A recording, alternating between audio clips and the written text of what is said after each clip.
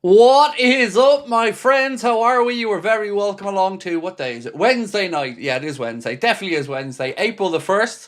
I don't know if any of you were I don't know, under the impression that it wasn't April the 1st. I don't know if you got done with any pranks. Do let me know, by the way, if you were. I always appreciate a good prank. I'm not very good at them myself, but I am a fan of them. So do let me know if you've been caught out with anything today. There's always a couple in the media every year that catch us out, aren't there? We're going to be discussing Mohamed Salah tonight. We're going to give you some words from Arne Slot's press conference. We'll be telling you who is and isn't available for the game of the weekend against Manchester City.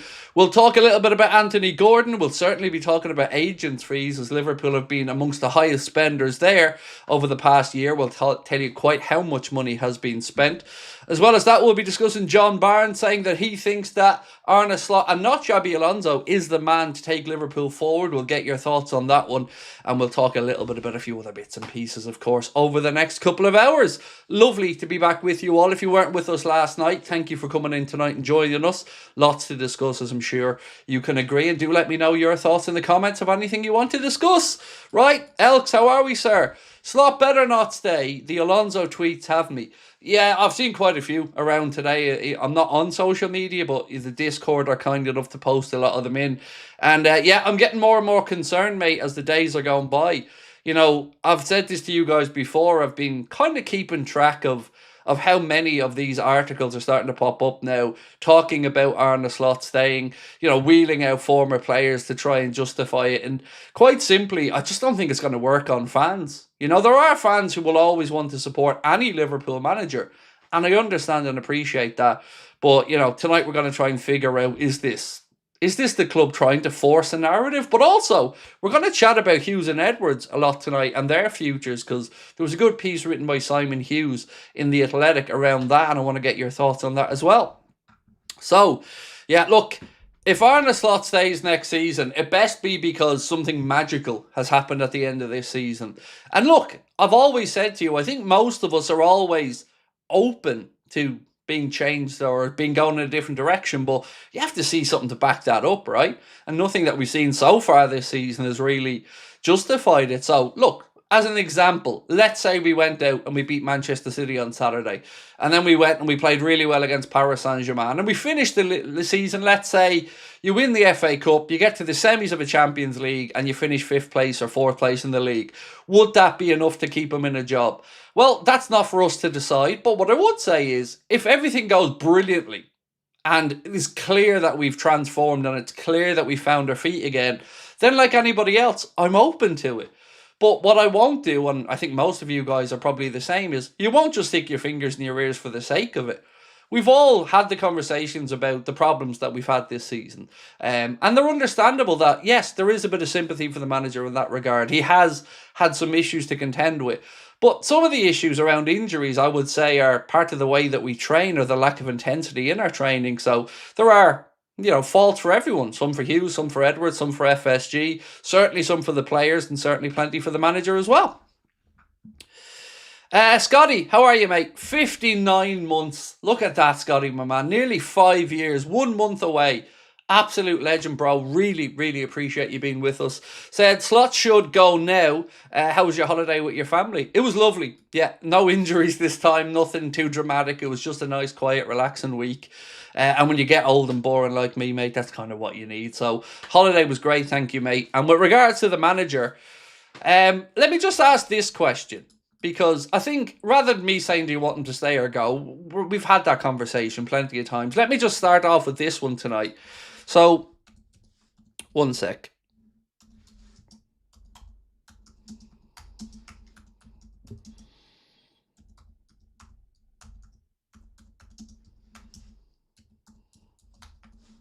Okay, so how about I ask the question like this? Because this is probably the fairest way to ask it. Are you open to having your mind changed on Arne Slot? Let's say, like I said, we have a great end to the season. We find our feet and we're playing good football. And you can see that we're transformed, we're playing more attacking, and things start to figure itself out. I guess the question is, are you open to it? And we'll leave it at that, and we'll come back to it in a while. So are you open to Arne Slot winning you back over? Because, look, I'm firmly of the belief that I want him out. But I'm always, always, always open to a change of mind if the circumstances, you know, show it. I just haven't seen that change yet this season to justify saying, yeah, I'm on board, or yeah, I believe he'll turn it round.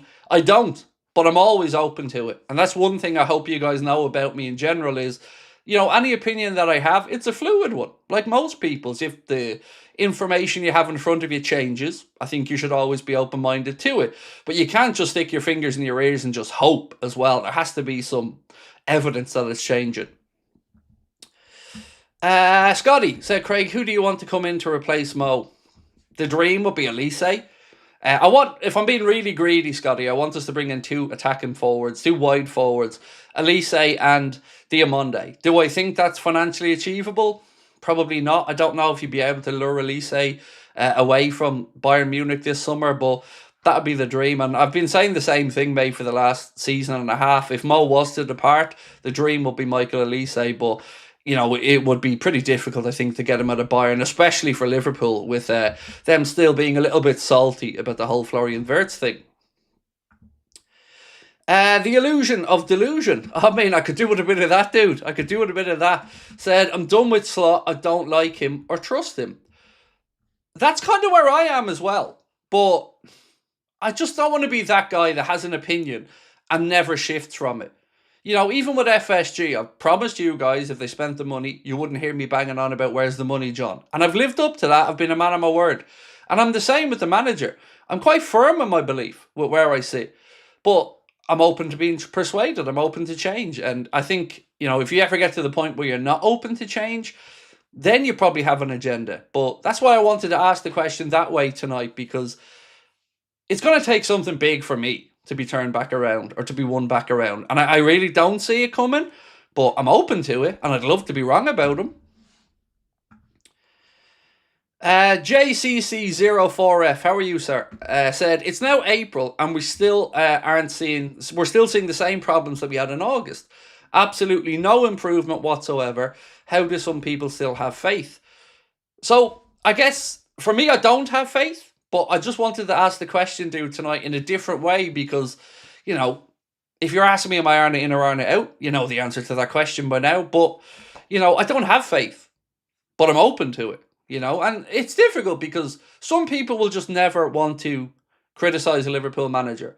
And I understand that as well. Like, I take no pleasure in coming on here and saying, I want Arne Slot gone. None whatsoever. I'd much rather be sitting here talking about us, going in the right direction, feeling good about the future of the club, excited for another summer transfer window. And I understand that some people are just of the mindset that the manager will always be supported by them. I get it. I just disagree with it. So for me, it's pretty straightforward. Results aren't good enough. Well, you look for the reasons why. And the reasons why, like we've said, are multifaceted. But you're not going to be able to change the whole squad. You're not going to be able to just change the whole hierarchy as well in one window. So you're looking for the reasons why. And I just don't know, again, why Richard Hughes and Michael Edwards seemingly feel like he deserves another chance. Now, they're wheeling out former player after former player after former player. John Barnes being the latest one. And John Barnes, the points he's trying to make are fucking ridiculous, quite frankly. Like, I'm getting a pain in my arse with people comparing him to Klopp. Can we just stop this? He is not Jurgen Klopp. He is never going to be Jurgen Klopp. So to try to say Klopp had seasons of, up and down fortune, fair enough. But he more than earned the right. Any goodwill that Arna had, I think, was used up with the middle of the season that we had this season. And from that point on, you got to pull your socks up. And as the gentleman said a second ago, we haven't really seen a change since August. We certainly haven't looked like we figured it out anyway. Paul said, can't stand watching his press conferences anymore. Yeah, me neither. I just read the transcript. But let me read out some of what Simon Hughes has had to say around FSG and the situation with Hughes and Edwards, because this is something that I did want to have a discussion about tonight. So Simon Hughes says, with FSG having made such a big deal about rehiring Michael Edwards because of unprecedented expansion plans, it seems incredible how clumsily his second tenure has been handled. If things continue on this road, it's difficult to see him remaining beyond the expiry of his contract in 2027. So, you guys have heard me say many, many times over the last few years, what is it that Edwards is actually doing at the club? And it seems like the answer is not much, but not down to him.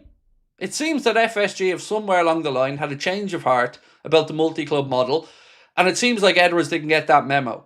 So, a lot of money's being spent there for Michael Edwards, but what is he doing? And are we concerned? Because I don't know what's going on with FSG. Every day I'm getting more and more people asking me, do you think they're going to put the club up for sale? I have no answer to that because I truly don't know. But it's concerning. And it's concerning because, as Simon Hughes pointed out, there was such a big deal made about bringing in Michael Edwards. And Richard Hughes was his pick, somebody we trust and somebody we thought would be a good director of football. But why have we brought him in if they are going to change their mind? The multi-club model is clearly not going to be happening now. And further in Simon's piece, he kind of asked the question, like, what did happen with that? What is the situation? And I just don't know myself either. Because all of them, Hughes, Edwards, Slot, as we've said multiple times, all their contracts are up in 1 year's time. And continuity at a football club is important. So to give you some context, I was reading a piece earlier on that Manchester City have now formally asked Pep Guardiola to tell them about their future. And the reason they want to know is because players coming in will want to know who's going to be in charge. And players coming in will want to know what the structure is above the manager as well. And it's the same at Liverpool. If you're trying to attract in a player or you're trying to use your contacts, these guys are going to want to know who's in charge, who's going to be running the training sessions, what the structure of the club is, what the stability is going to be like, and most importantly, how hungry the club is for success. And under FSG, I battle with that quite a bit about how much do they actually want success. Because there's no denying we've won stuff under FSG. That's pretty clear. We've won 2 league titles, a European Cup, FA Cup, League Cup, Club World Championship. We've won plenty of things. But I've never really had the feeling that they truly want to dominate, that they truly want to set up a dynasty where Liverpool have 5, 6, 7 years of dominance European and domestically. Now, we were told that that was the plan last summer, and certainly can't criticise the spending last summer, and I can't criticise the players that we brought in. I think they're great additions, but I've still got the same feeling. I've still got the same feeling that their biggest concern is the value of the asset and the revenue streams. And as long as that keeps going up, I don't think they really stay awake at night worrying about league titles or European Cups. But I also don't know if I'm being unrealistic in my expectations, because I'm a fan. To me, the most important thing is trophies. Success at the club that we all get to celebrate. But obviously, FSG didn't come into this as lifelong Liverpool fans. They came into it as investors. They came into it looking at an undervalued brand. They thought that they could add value too, and then maybe down the line sell it, but certainly, reap the rewards of it going up in value. And there's no doubt it's done that. They bought the club for about 300 million quid. Conservatively, it's probably valued at about 4 billion now, maybe 3.5, 4 billion. So you can see that they have added that value over the course of their tenure. But I've never, ever really felt like they want success in the same way you and I want success. So I'd like to know what people think about that as well, because, my biggest criticism was always that they didn't spend enough money. And I guess I'm still on the fence about that because one swallow doesn't make a summer, you know what I mean? So one good window doesn't kind of convince me, but I just wonder again, like, are they really in this for success or are they in it for the dough? Right, I'm done with FSG, said Walter. They don't care, Craig, said the Revanite. I'm just confused on how Edwards and Hughes don't see what's happening, which should lead to Slot getting sacked. It feels like they don't want to admit they got something wrong. So, from what I've read, mate, it seems like they believe that there have been factors working against Slot this season and working against our success. And they're not wrong about that. I guess the question is, how culpable do you find the coach versus these external factors? The passing of Diogo, the injuries, obviously the change in the way the Premier League plays, a bit more physical. For me, that washes for a few months. But as gentlemen said at the very start of the stream, I'm not seeing a change. I'm not seeing a change in the way we play. I'm not seeing a change in our fortunes or how entertaining we are. And it is important to be entertaining at this football club. So for me, I just don't think he's going to get the buy-in at this point. And it feels like they're trying to force something on a fan base that the fan base really doesn't want. Now, of course, you and I can't decide whether Arne Slot stays or goes. That is certainly for the owners and their executives to decide. But surely fan opinion has to count for something. Because we've already seen, for the first time that I can remember in my recent history supporting Liverpool, tickets start to be available more and more because of the expense of them, and people aren't willing to pay that expense if they're not feeling like they're getting value for what they're seeing. And in football, that of course means being entertained and seeing your team be successful. So it's going to be more and more difficult to keep selling those expensive seats if, and then FSG are going to have a protest on their hands from some of the season ticket holders over the increases there. And this is all stuff that, again, isn't a good look. Isn't a good look for our club, and it isn't bringing people together. It's, again, dividing people. And you just have to wonder, where's the middle ground? Because we all surely just want success. And I can't see a way that you look at the situation and don't think that replacing the manager is going to help us. Now, there is an argument, of course, about Alonso, whether he's the right guy or not. But I just don't believe what I'm seeing from John Barnes and others. I just don't. It feels very forced. And some of the reasoning that Barnes came out with, with all due respect to John, who's a legend of our football club, I'm just not having it. It's just bollocks. And it's just forced. And it's like he doesn't even watch us. Because anybody who's watching this team can see how poorly coached they are. Can see how unfit they are compared to others. And again, we talked about the international break. Florian Wirtz going off and actually having a wonderful time with the German national team, looking like the player we all know he can be. And then we talk about injuries, and we'll move on to talk about Jeremy Frimpong in a little bit. His situation is a really unusual one, because before he really came to Liverpool, no real injury concerns. And now we're potentially looking at the 4th hamstring injury in one season. And we're not even finished the season yet. So why has that happened? I'm not qualified to answer it, but I would certainly lean towards thinking it might be something to do with our training methods, the lack of intensity in training, versus then going into a full pelt game of football. These are things that sports scientists and, coaches will have better answers for. But as a fan, it does leave you scratching your head, right? And wondering, why all of a sudden are we getting some of these injuries to players who were quite robust before? Right, a couple of super chats I need to catch up on.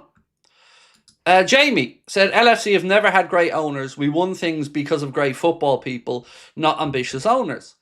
I suppose it really becomes more prevalent, doesn't it? Now, the football is basically an arms race to see who has the most money. And there is a correlation between how much you spend, really, and your success. If you look back over the history of the Premier League, very few teams, maybe Leicester City aside, have won the league title without investing quite a bit in the squad. And that's it, Jamie. For me, mate, as a fan, I would be up at night, all night, every night, trying to figure out, if I was an owner of this football club, how I could bring more success to it. But it comes back to the fact that you and I care, Jamie, and I've never felt that FSG give a fuck. I just haven't. Obviously, winning is good for them as well, because it brings more sponsors on board, it brings more money in. But I've never felt like that's the defining feature of their tenure at the club. That John W. Henry or Tom Werner or Mike Gordon, they sit up at night wondering about how we can get Liverpool to win more trophies. And I think it's always kind of brought to the fore when you see how important Champions League is. And we keep hearing it. We've heard it many times throughout the course of this season, that as long as Liverpool qualify for the Champions League, it might be okay. And we've made the point of saying on here, Champions League qualification means fuck all to us fans if it doesn't look like we've got a team that can then go and challenge in the competition. We're not stupid. We understand that football clubs need the revenue. But also, again, scraping into 5th place, you want to be a juggernaut, you want to be one of the biggest clubs in the world, which we are, but you want to act like it. That's success. That's measured in trophies. Nedge, how are you, dude? Said, we need continuity with all transfers needed now. Edwards and Hughes' future uncertain. Too much uncertainty this summer. Ahead, I fear transfers impact. Can't argue with that, mate. Continuity is really important in football, both in your squad and in the executives and the roles above them. And we don't have that continuity at the minute. Just look right now, Nedge, at where we are as a football club. We don't know what's happening with Andy Robertson. We don't know what's happening with Ibrahim Kanade. We've just found out that Mo is leaving. We don't know what's happening with the manager. We don't know what's happening with Hughes. We don't know what's happening with Edwards. And our owners, they're missing in action as always. And it seems like we're not the only ones who don't know what FSG wants. Because as Simon Hughes' piece points out, it doesn't look like Michael Edwards really knows what they want anymore either.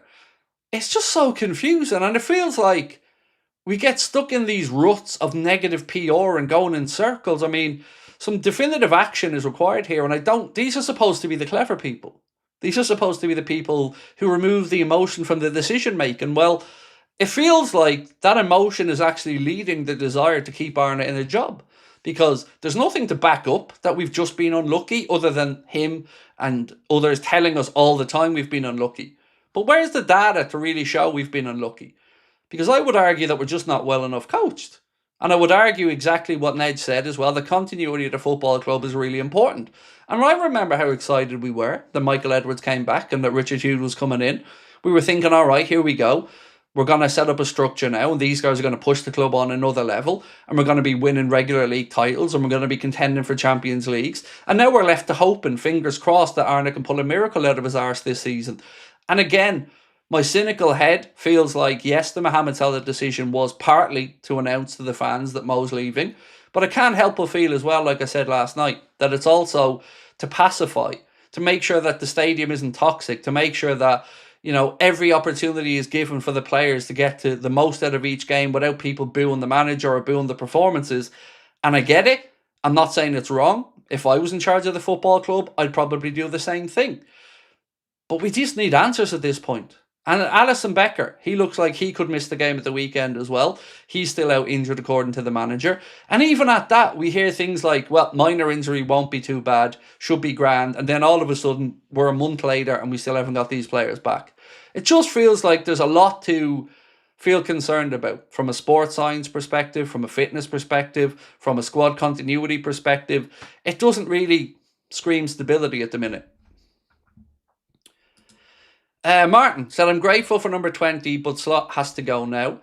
And I would be the same on that. I promise you, mate, last season was amazing for one main reason. None of us expected it. Under Jurgen, it always felt like it was a matter of time and eventually we'd get there. And we got there. Now, it was a shit one, we couldn't celebrate it properly because of COVID. But with Arne, it came as a really lovely surprise. And, you know, we all enjoyed it immensely. And then you look at where we are now. And what's really changed there? You know, Trent was lost. That's fair enough. But outside of that, there was no real sales that Liverpool didn't have control of. The Diaz situation feels like one that they just got it wrong on. And whether they got it wrong for letting him go, or whether they got it wrong for not bringing in another left-sided wide player to play this season, it just feels like, again, we're all suffering because of that. So I'm sure that maybe Hughes and Edwards have thought, okay, we've made some errors here, and maybe we haven't given Arne Slot the best opportunity to succeed this season. But even allowing for all of that, I still don't think he's going to turn it around. Frank, how are you, sir? 53 months. Wow. Thank you, Frank. Good morning, my AA family. WFM. Good morning to you, Frank, over in Australia. Appreciate you, sir. Oliver, I should say. How are you, mate? Said, how are you? I'm good, bud. I'm good, thank you. Do you think Slot stays next year? I don't know, mate. I don't know if anybody knows at this point. We all know what we think should happen, but, you know, I can't ignore the fact that they're continuously pushing a narrative around the manager staying. And they're wheeling out player after player after player after player, former players, I should say, all talking about supporting the manager. So here's what John Barnes had to say. Speaking with Paul Gorst, I believe, of the Liverpool Echo. He said this: we won the league with Arne Slot and all of a sudden we want to sack him. So let's just do this bit by bit. We won the league with him and now we want to sack him. Correct. And what's the point? Because he won something that's it, carte blanche forever, no matter how bad it gets. He won the league title, absolutely. But now it's time to kick on. Now it's time to bring in players, stamp your own authority, your own style on the dressing room. And he hasn't done that. Next, he said, if he then goes and Xabi Alonso comes and Alonso fails in his first 6 months or first year, are we going to say sack him and bring in somebody else? See, already, all Barnes can do there is get straight into whataboutery. What about if this happens? What about if that happens? And if Arne Slot went and Alonso came in, he should absolutely get the first season without any criticism, because that's his first year, getting his feet under the table, sorting out the team. Because remember, in Arne's first year, he didn't want to bring in players. He wanted to assess the squad, and then they knew what they'd need, and then they were going to make that right in the summer, and then we were going to kick on again. That hasn't happened. But Again, John's gone to whataboutery. What if we bring in... But what if we bring him in, John, and he wins the league? How about that? Can we not think about that for a minute? Why is it always be careful what you wish for when the club are trying to justify a narrative? As if Alonso hadn't won the league title with Leverkusen against the dominant Bayern Munich and done it being invincible. He goes on to say, I always support the managers, whoever they are, because they come to the club because of their success, because they're good managers and they have been given time. That in itself is also bullshit. Brendan Rodgers failed. Hodgson failed. So you just, blindly backing managers? Absolute horseshit. And I don't for 1 second believe that John Barnes believes that either. Same way I don't believe that Jamie Carragher all of a sudden has felt like Arne Slot has to be defended, whereas a couple of months ago when the cameras were on him and he didn't know they were on him, it was a sackable offence for the Canade thing. It's just more two-faced bullshit from people that don't believe what they're saying. And I hate to say this about former Liverpool players, especially one like John Barnes, who I idolised, but he's full of it. Because nothing he said there is based in evidence or fact. It's all just, I always supported Liverpool. He might as well have been wearing an I'm a top red t-shirt. I don't get it. And I'd love to know what you guys think of it, because he's not saying Arne needs to do this, this and this. Arne can tweak this. We were bad this season because of this. It's all about whataboutery. What about if somebody else comes in and fails? It just does my head in. Because again, it's just denying the reality that we're in. Eddie, how are you, sir? If Slot is still the manager next season, I won't be watching Liverpool anymore. So, Eddie, that's something I've heard from a lot of people, mate. I've already got people this season, people who I've known have been Liverpool fans all their lives, who are, I won't want to say not watching Liverpool anymore, but certainly not as upset if they miss a game or not as excited to take in a Liverpool game as they were before. And that's a mad place, man, isn't it? It's a mad place, Eddie, to be doing that from last season, where you'd be thinking everybody be tripping over each other to get Liverpool tickets, to tune in. It's appointment viewing with Wirtz coming in, Isak coming in, Ekitike coming in. It just, I don't know, man. Sometimes I feel like this football club wants to just pit its fans against each other. I can't help but feel that sometimes. Because, again, they're trying to just deny reality. And the reality is that most of the fan base, and I'm not saying all of it, but most of the fan base does not want this manager in charge. And again, we shouldn't get to just singly dictate the manager's future. Of course not. But I think you should ask the question, how does it get this far for Liverpool fans to start wanting a manager out? Because it doesn't happen very often. And it takes a hell of a lot to get Liverpool fans to this point. Like I've said, this is my first time ever calling for a manager to be fired. And I don't say it lightly. But I say it based on the evidence of what I'm seeing and the lack of a change. You know, I've looked at so many teams this year we've played against that look better coached than us, that look fitter than us. Then the metrics and the numbers that you're seeing back that up. The training methods have been criticised far and wide this season as being nowhere near intensive enough. Too much rest period. And that's shown out on the pitch. So I don't buy into the unlucky stuff. Yes, sometimes you're unlucky. That happens in sport, definitely. But they cherry pick these data, the bits of data that they want to push out there to justify a narrative. Anybody who hasn't sensed the atmosphere around the club this season, I think it's just burying their head in the sand. Please, Georgie, turn into an octopus against City and PSG. I certainly hope he is. And let's give you some words from the manager, actually, around the situation with... where is he? Sorry, this is about Mohamed Salah. Let's hear from what Arne had to say about Mo. He's speaking quite a bit in the presser today. He said, I've mainly seen this as a fan, so watching football, seeing him play at Liverpool, doing all these special things that he's done for this club. Of course, in the fixtures against Manchester City, but also in other fixtures as well. He broke record after record after record. I started working with him, and already the first day I was impressed by his professionalism, because with any season it starts with a test that shows how much they did in the off season, and he'll beat all of them. He was the fittest player that came back, and I think that the ideal situation that you want as a manager, that your star player comes back as fit as he did. So many good players around the world. He's definitely one of them in the last 10 years that everybody talks about being one of the best there is and one of the best there was in the last 10 years. To show that hunger every 3 days, that professionalism, that commitment to the club, to the team, to wanting to score again, always wanting to play. When you take him out there for minutes at the end, he's like, maybe I could have scored an extra one. That's what stands out for me. Hopefully, he can make his legacy even more special in the coming weeks and months, where he still is something special. We'll have, but he will leave this club as a legend because, as I said, the way this club has performed in the last seasons is also a large part due what he's done for it. And being asked about when Mohamed Salah will be back available for him to select, he said close, very close. Another example of what makes him special. But the moment he got injured, there was a bit of a situation where they thought, I don't think he's available for City. But Mo looked at me and said, I think I will be available for City.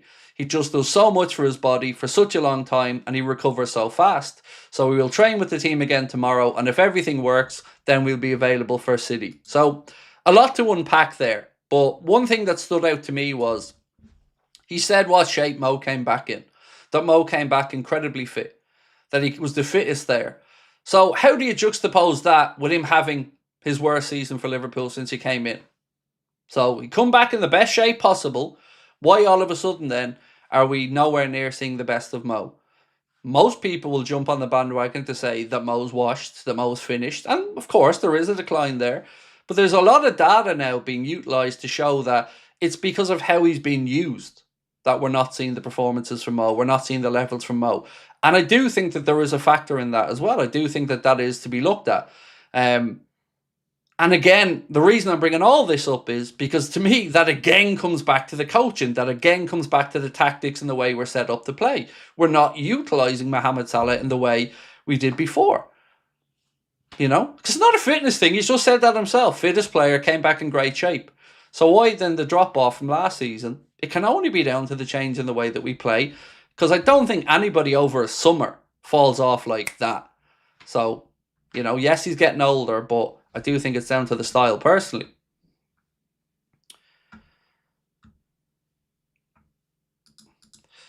Lucas, how are you, dude? Said, didn't we hear the club was backing Hodgson, Rodgers and Rafa, but they got the boo? Same needs to happen with Salah. Give me Alonso. It does need to happen, but I'm trying to figure out how to say this without, again, making headlines or getting in trouble for it. People need to stop being disingenuous to the fan base.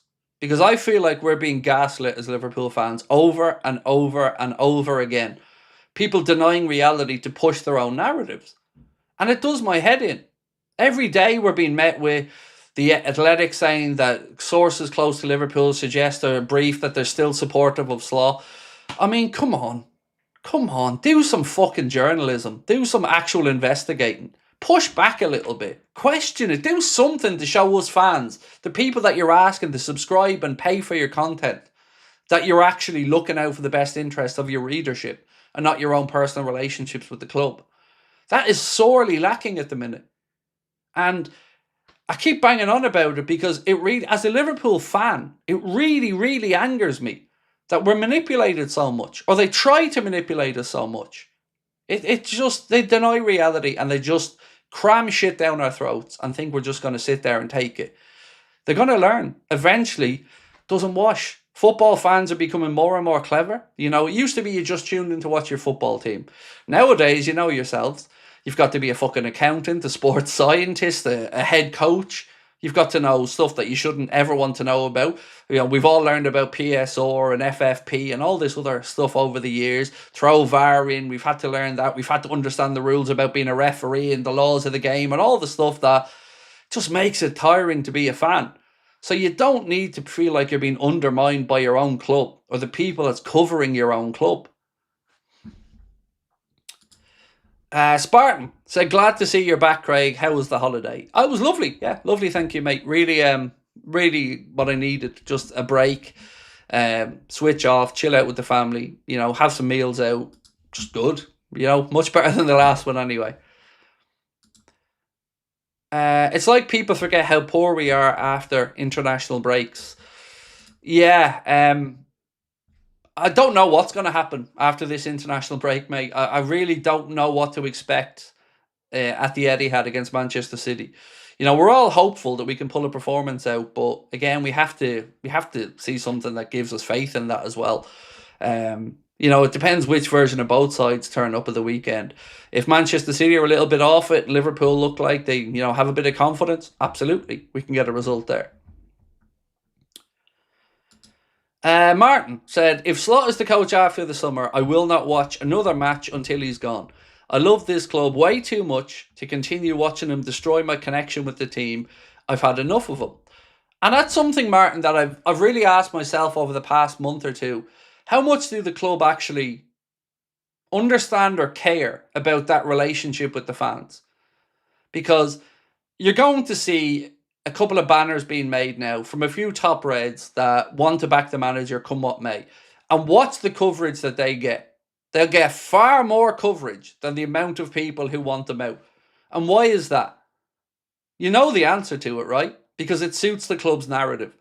You're going to see article after article after article from all the usual suspects. The ones that tried to claim there was still support because one fella with one banner was behind the goal at the Kop and they couldn't fucking let it go. You've seen loads of articles about that. But never the same energy for people who want them gone. Why is that? You know the answer to it. I'm just kind of leading you to it bit by bit. It's because, again, we're being manipulated.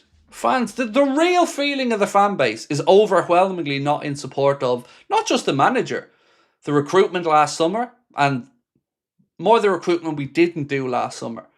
But they don't want to acknowledge that. They don't write about that.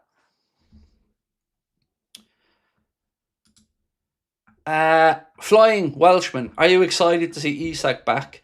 I know he'll need time to get back to his best. Obviously really excited that he is an option now. I'm going to read you out something now from Arna talking about the situation with Isak being back. And yeah, I'm really excited to have him back. But like you've said, I kind of don't want to have too much expectation of what he'll do between now and the end of the season.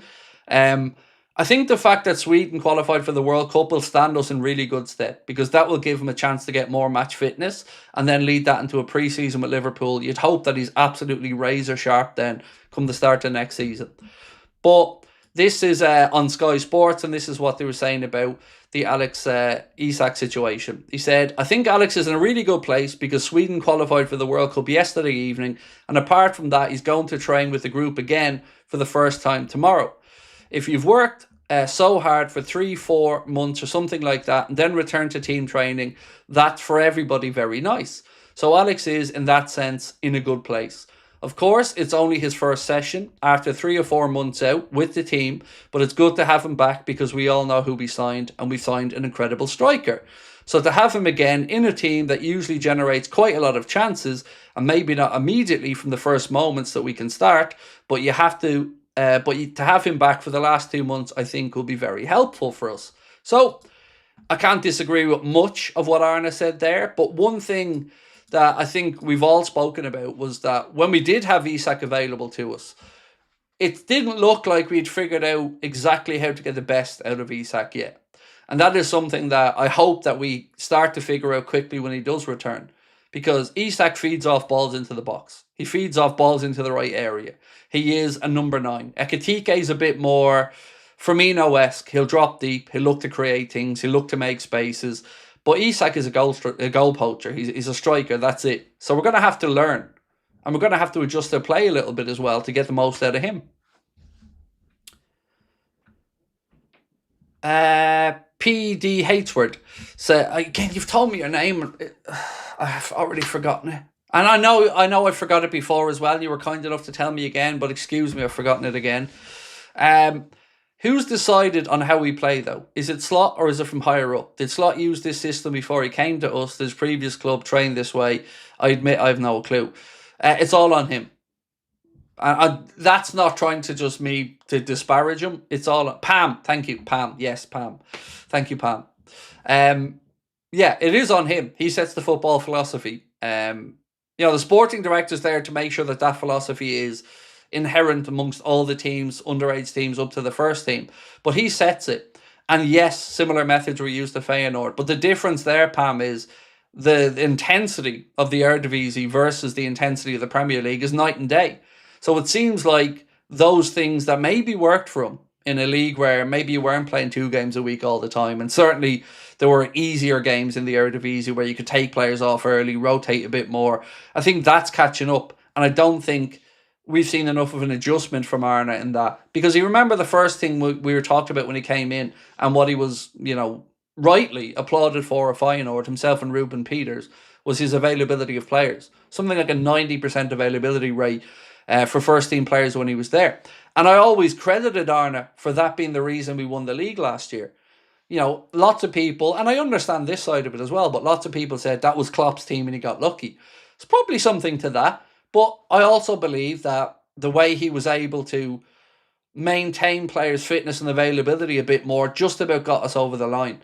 But I wonder has now the lack of intensity in training started to catch up? Because what we did have last season was players who had gone through seasons with Jurgen Klopp and maybe still had that same base level of fitness that we don't now have. Because there's been quite a few times this season we've talked about the players not looking fit enough out there, not pressing enough, not covering enough ground. We've been outrun 26, 27 times this season, which again just isn't good enough. I'm not qualified to talk about the intensity of training, but there are people far better qualified talking about red zone training and the pros and cons of it. And certainly we're seeing more of the cons of it this season than we are the pros.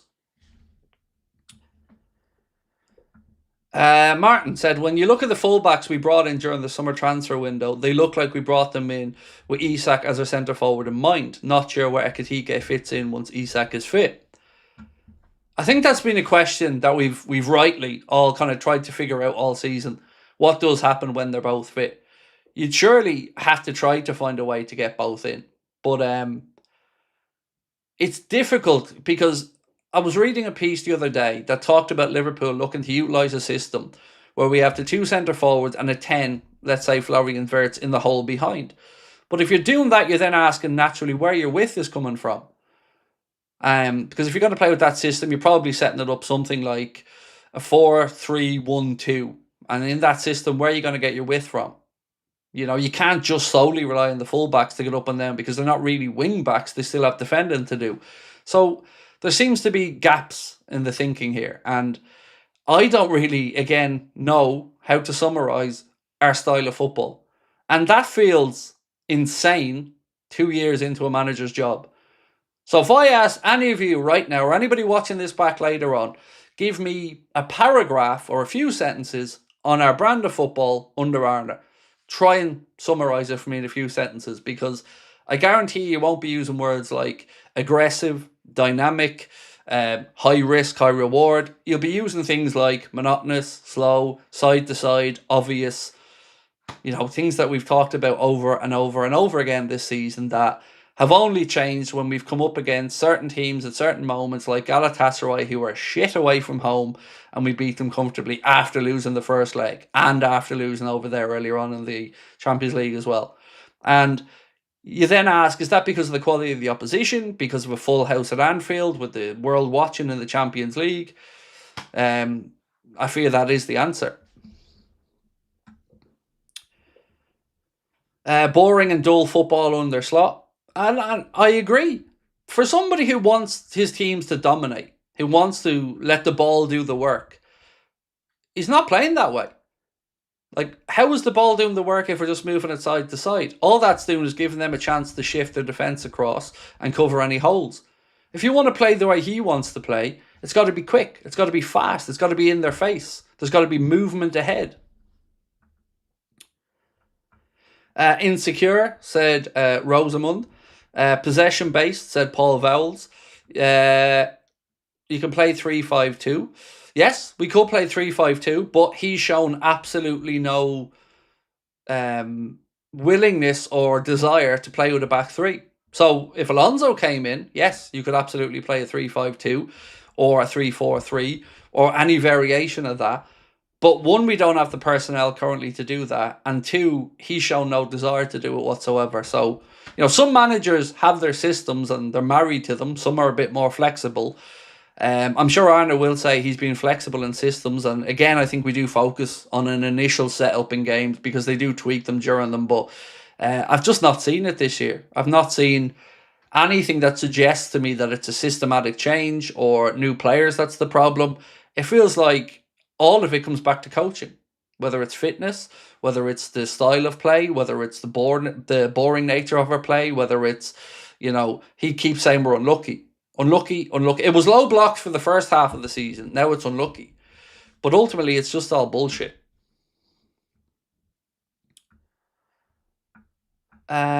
Lee, how are you, Lee? Lee said, our purchases are odd. He doesn't seem to like creative players. He prefers paint by numbers players. Yeah, Kirkes, Rio, Isak, Frimpong all want to run and take players on.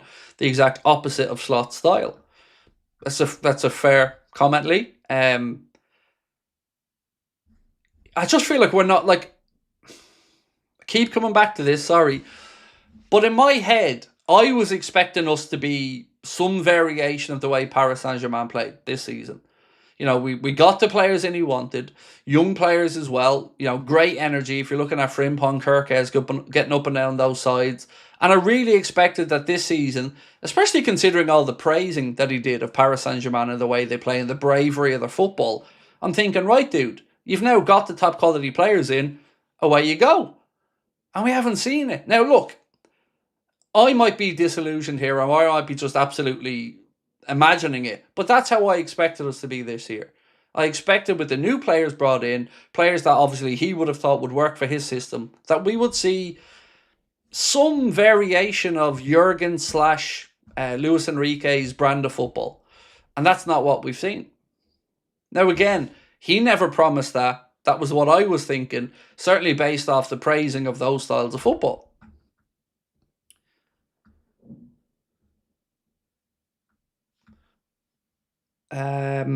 Sorry, there was something here about the poll. Andy, how are you, Andy? Andy Ellison said, I've said yes to the poll, but it needs to show major improvement very quickly. I appreciate your answer, Andy. And I'd be like you, mate. If we came back after this international break, beat Manchester City, beat PSG, let's say, even if we went out in the semi-finals, but we're playing good football, consolidated our place up in 5th or 4th in the league, and it looked like we had a good end to the season, I'd absolutely sit here and go, okay, look, fair's fair, something's changed. But I feel like we're saying this in September, October, November, March. We're all just constantly hoping, but there's not much evidence base there to show us that change. So I appreciate your answer, Andy, and yeah, there's nothing wrong with wanting us to succeed, mate. You should never be afraid to say that, but like you said, we need to see it in quick.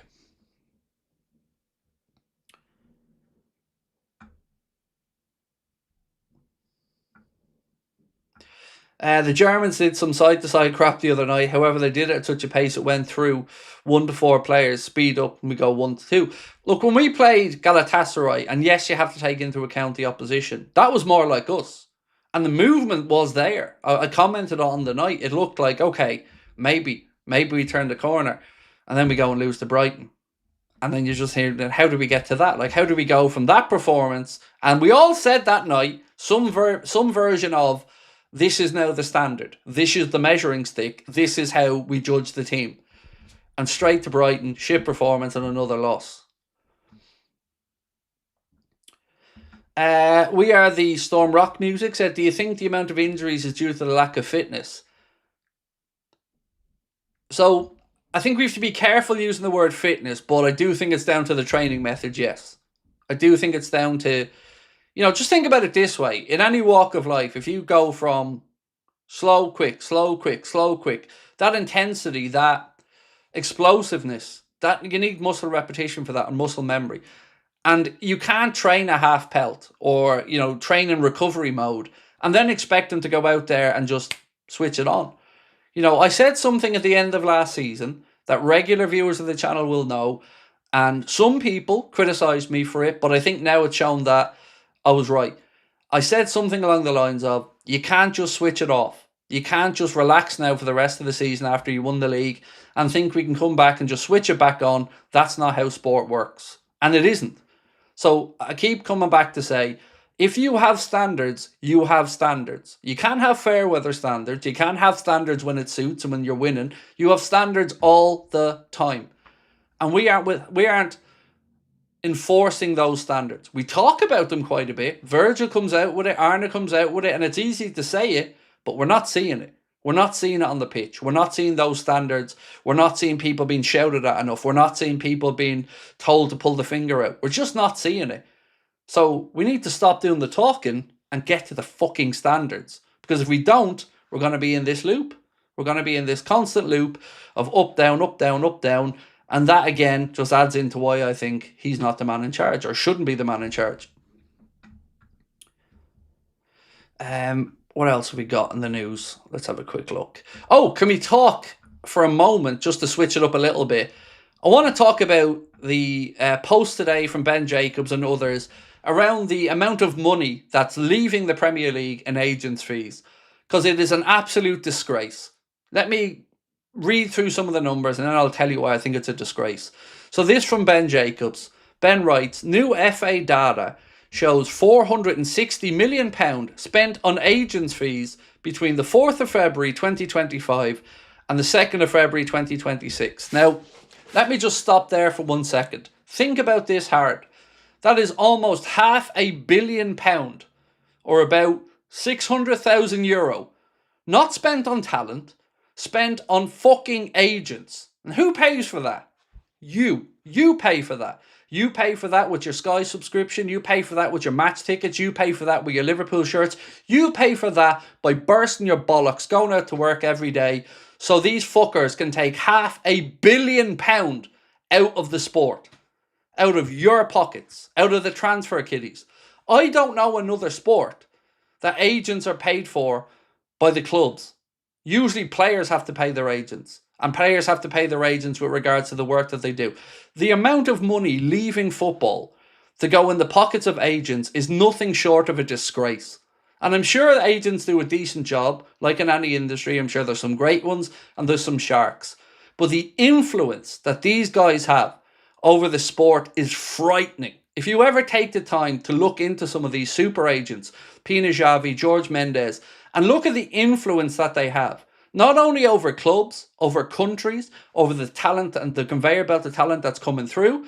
And it isn't which club works best for my client. It's which club is able to grease our palms the most. Which club do we have an existing relationship with? It is horrible, and it does my head in, and I've been banging on about it for years, because it's wasted money and it's over the top. When you're seeing transfer fees and then you're seeing agents getting 20 million quid in a deal, fuck you. That's disgusting. For what? For doing your job. 20 million quid. Like some of the money around the Paul Pogba deals and others is crazy. And Liverpool are no angels in this regard. So Chelsea spent £65.1 million during this period. Aston Villa were the second highest, paying £38.4 million. Liverpool spent £33.8 million on agents' fees in 1 year. That's basically a decent midfielder going out in agents' fees. It's shocking. The amount of, like, nearly £500 million in 1 year. And the football public are paying for that. And it just keeps, every season, it just keeps appearing higher and higher and higher and higher. And we're all on the hook for it. It's surely got to be capped. It's ridiculous the amount of money these guys are getting. And the manipulation that they can have over the careers of footballers. You know, how often do you hear a player saying, my agent deals with that, my agent... Fuck, you employ him. He works for you, not the other way around.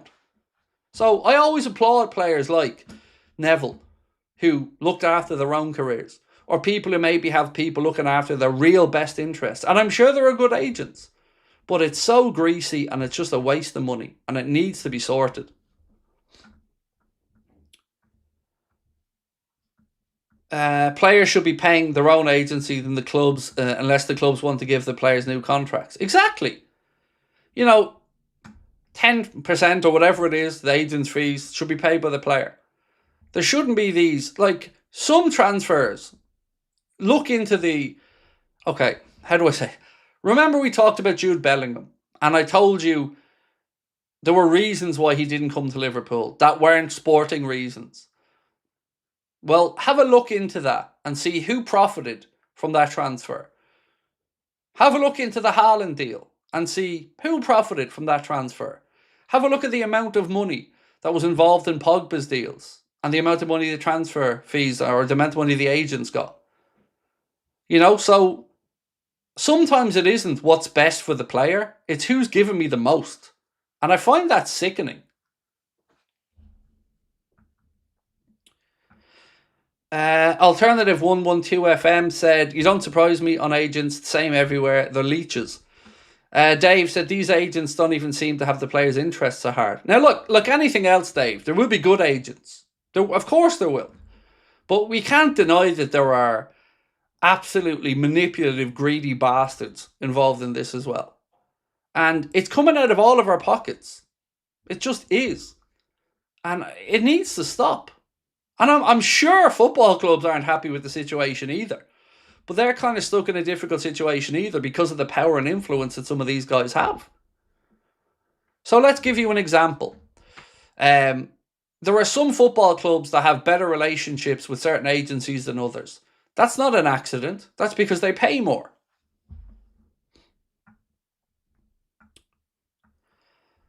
'60s Red said, in my opinion, as I've said all along, hence no player buys Alonso's reportedly incredibly frustrated with Hughes. It's a him or me situation developing. I really don't know what's going on at the minute, because it's very difficult for me to come on here and say to you what I hear, which is that the club don't really believe in Arne and that they are reaching out and chatting to Alonso and others. When then they go and brief the Ornsteins, James Pearces, all the usual suspects, and tell them that they have every faith in Arne. And people take this as gospel. But thankfully somebody pointed out earlier on that football clubs lie to you all the time because they have to. Sometimes they have to because they can hardly come out and go, no, we're getting rid of him. This lad's washed, we're done. But again, if you have such strong faith in him, why aren't you putting a new contract in front of him? The contract that was being discussed at the start of the season. Are you really going to let a manager that you have full faith in go into the last year of his contract? You wouldn't do it with players, really, would you? Well, we probably would a bit, but you get where I'm coming from. So if that faith is really there, where's the contract? Why are you talking to other people? Why are you reaching out to intermediaries behind the scenes? You know the answers to all of this. It's because, once again, we're being gaslit by people who are just trying to deny reality and send you in a certain direction.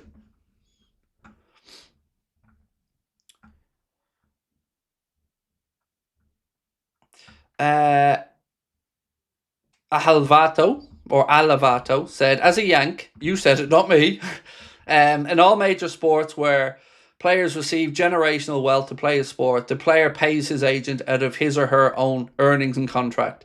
Maybe the only thing we do right over here.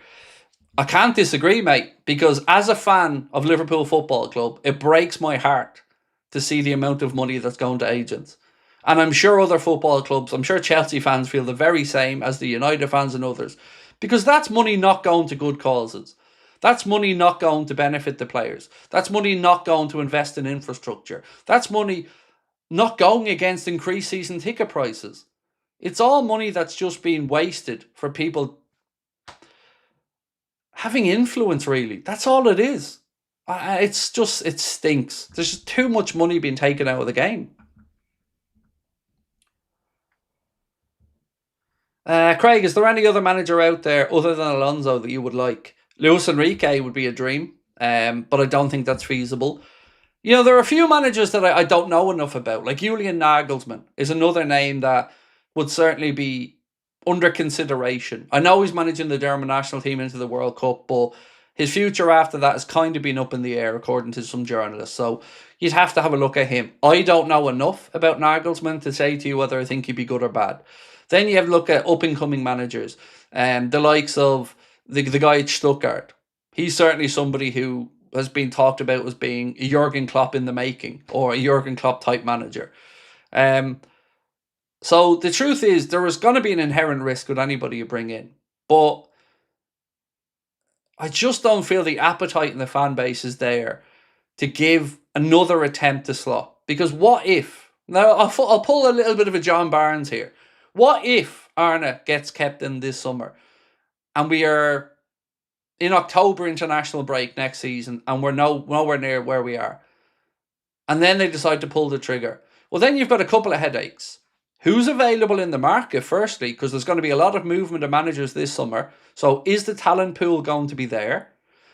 Are you going to be able to save the season? Because the last thing I want to do, and I'm sure you guys, is talk about writing off another season or consolidating and going again or a rebuild or any of the other buzzwords that we see thrown around. So right now this summer, we know that there are going to be some good managers available. And we know one of them, former player, league-winning manager, is there ready right now. No fee or no compensation. Go, sign him, bring him in, job done. But he might not be there if Slough fails at the start of next season. So it really does come down to, are you putting your balls on the line here to back this manager? Because if they make a mess of it, the ramifications of that could last for 2 or 3 seasons. And I haven't got the appetite. Now, stop it. I know what you're saying. You fucking do have the appetite, fat boy. Calm down now. I haven't got the appetite to sit through another season of change. I don't mind it on the playing side because there has to be a repetition and a churning of players. But I'm not going to sit through another season silently watching Arna get sacked in October, November, us scrambling around to find somebody, and then us all going, but the manager isn't available, but Alonso isn't available. And one more thing on the managerial situation. I keep coming back to this as well. You haven't seen Xabi Alonso strongly linked with another job. Ask yourself, why is that? Because it isn't because clubs wouldn't want them. It's because he's holding out. That's the truth. He's holding out for Liverpool. He wants the job. And clearly, he feels like there's a fair chance of that happening, or he would be openly talking with others. Because if there's one thing we know about football clubs, it's that they want the planning done as quickly as possible. So if you have your eyes on Xabi Alonso for next season and you're a club, you're going to want the planning to start as soon as possible. You're going to want him looking around during the World Cup, looking at his players, looking at other talent. And again, we're not seeing that. Why is that? That's the thing. This is why I'm saying all these people that are trying to tell us that the club are so satisfied with Arna are full of shit. Because the proof of the pudding's in the eating, and if there's something I know about, it's pudding eating. And there's no signs here that they are showing faith in this manager. Because if they really didn't want to bring in Alonso or get rid of Slough, how hard is it to say publicly Liverpool have no plans to look at Xabi Alonso?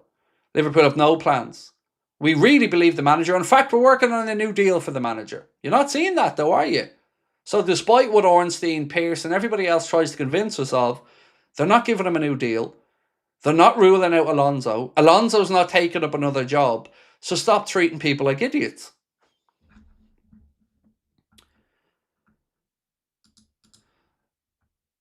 Woke up to the missus saying Slot was gone, then saw the date. Ooh, well, firstly, Jack, well played to the missus. That's a belter of one to get you on. So well played to the missus, but yeah, that's definitely not the case, mate, unfortunately, but well played to the missus. If we were a pudding, we'd be eating mess. Boom. Love it, Ben. Well played. LFC Spectre said, funny how Spurs didn't try getting Alonso. Is that a coincidence? Good point, mate.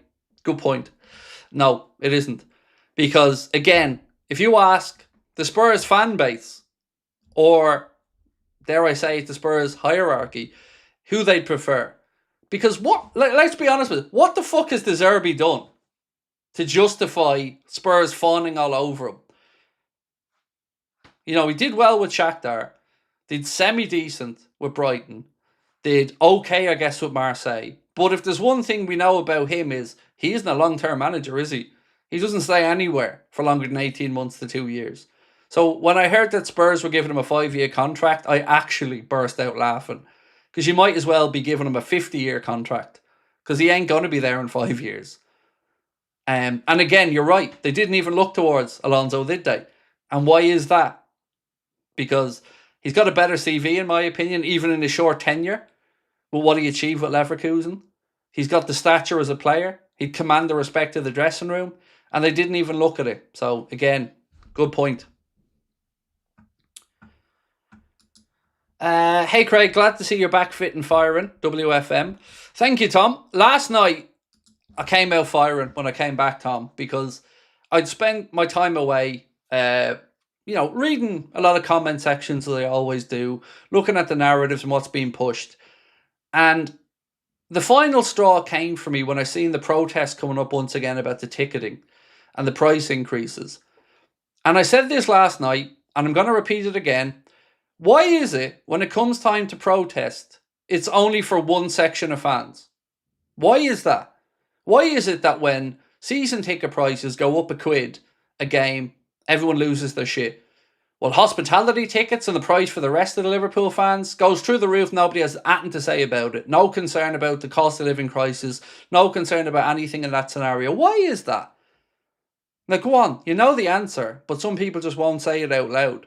It's because there has always been and always will be a two-tiered fandom of our football club. That local people, not all of them, but the ones that protest and the ones that bang on about the increases are only self-serving. They don't give a fuck about you and me. They don't give a fuck about anybody coming over for their one trip in a lifetime. Happily fleece all of them. But when it hits them in the pockets, that's when they protest. That's when Jurgen Klopp's last European game ended up in a loss, when they were protesting about it. That's when we have the protests coming up ahead of the Fulham game. Not because of the rest of the ticketing prices. It only matters when it matters to the certain few.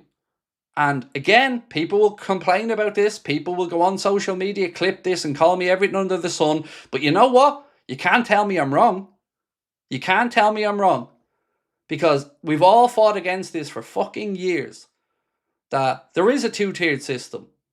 And there is the chosen few and the rest of us. And when it comes time to attribute blame to something, it's always our fault, isn't it? It's always the travelling fans. It's always the day trippers.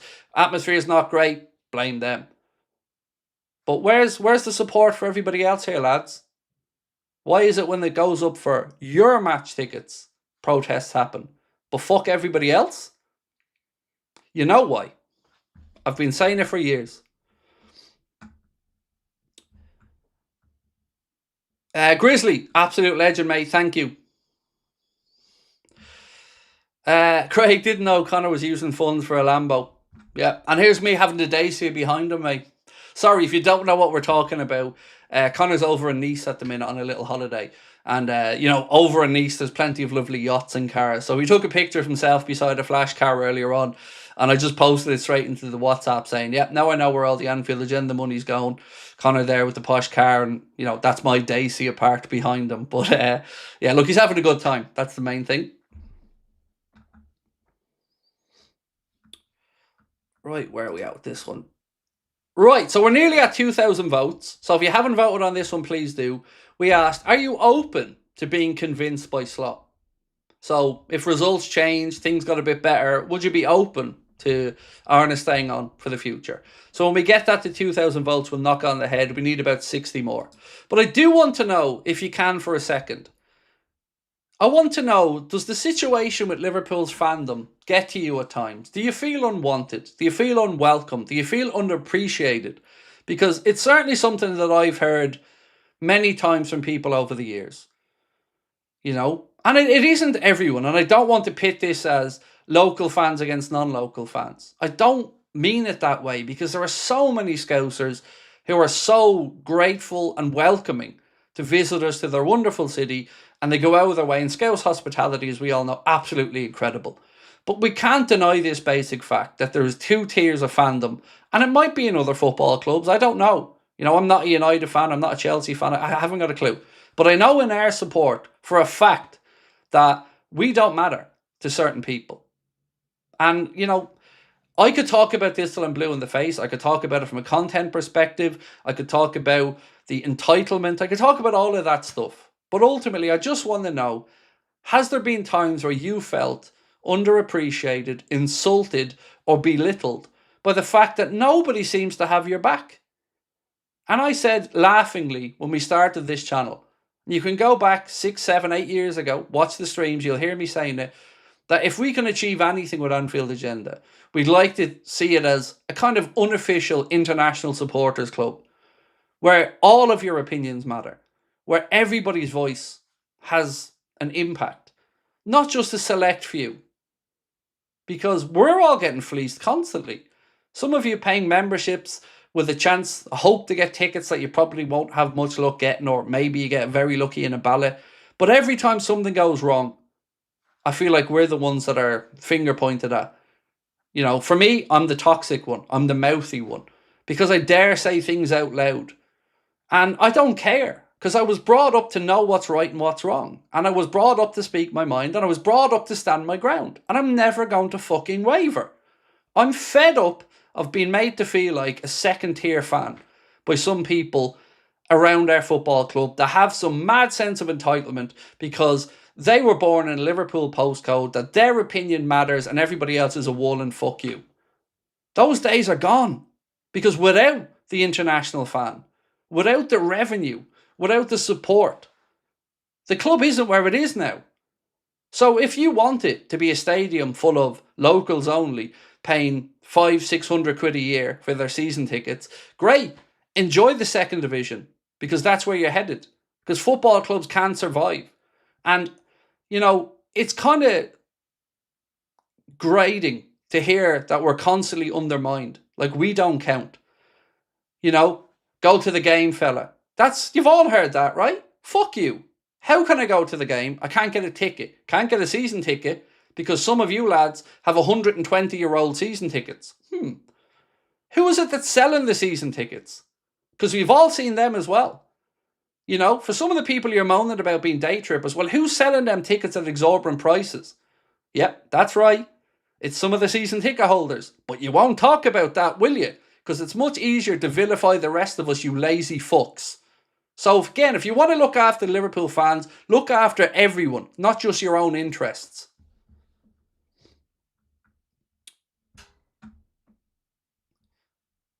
Chancellor Mohada said, I feel our fan base can be incredibly elitist. They forget that there are more of us outsiders than them. Exactly. And most importantly, no football club can exist without the support of a worldwide fan base these days. And the revenue and the eyes that brings.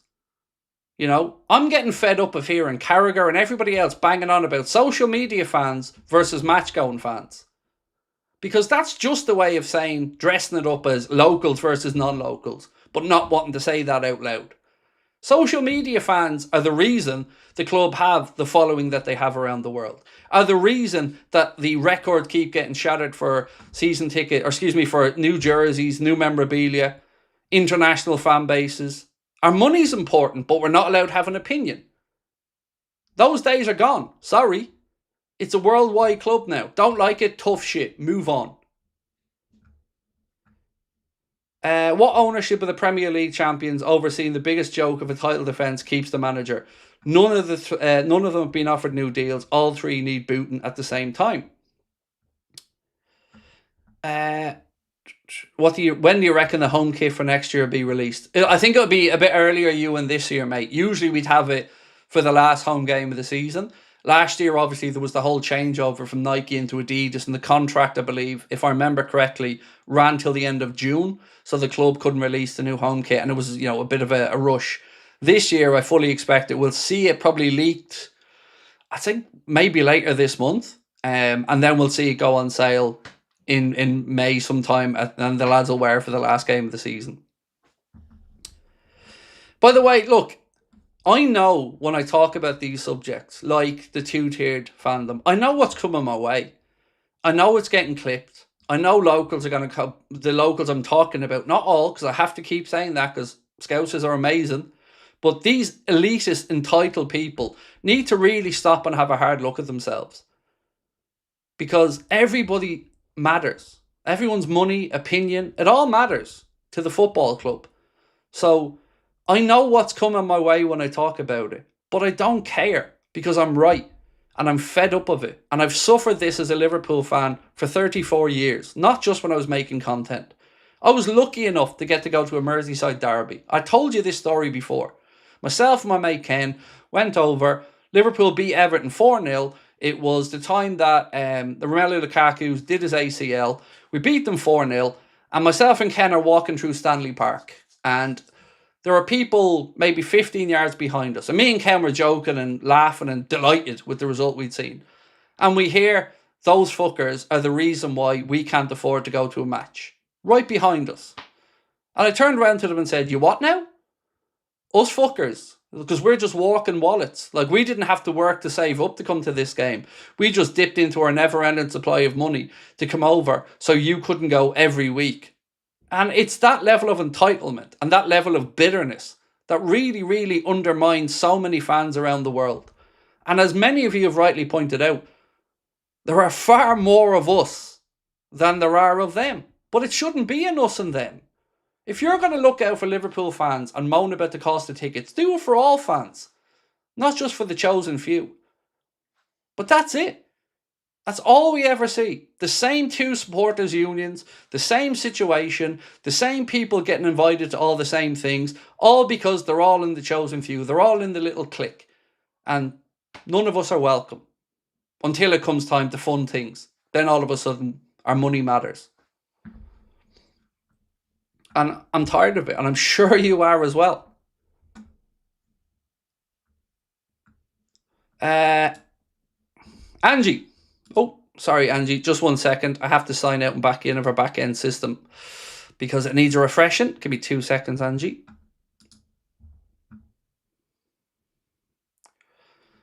Right, does it work? There we go. Craig, Man City are talking with Alonso apparently. They're not. I'll tell you why they're not, because they want to give the job to Maresca. So I wouldn't worry about that. Now, look, they probably have to do due diligence in case Maresca for some reason didn't work out. But it's pretty well. I think Maresca even said it in an interview himself recently that Pep's already kind of given him his blessing to come in as the next Man City manager. And again, with Maresca, he hasn't taken another job either since. So I genuinely think, mate, he's going to go in to be the next Manchester City manager. Itachi said, fans are fans. I wish that was the case, mate. And I hope that we can get to a point where that is the case. Because again, I don't say this because I want to be critical of locals or season ticket holders. I don't begrudge them anything. I understand the dedication to supporting the team. I understand the generational involvement. True, and every club should have a local heartbeat, of course. None of these things are up for debate. But if you are claiming to represent supporters, try represent all supporters. And not just you and your mates. That's all I'm saying here.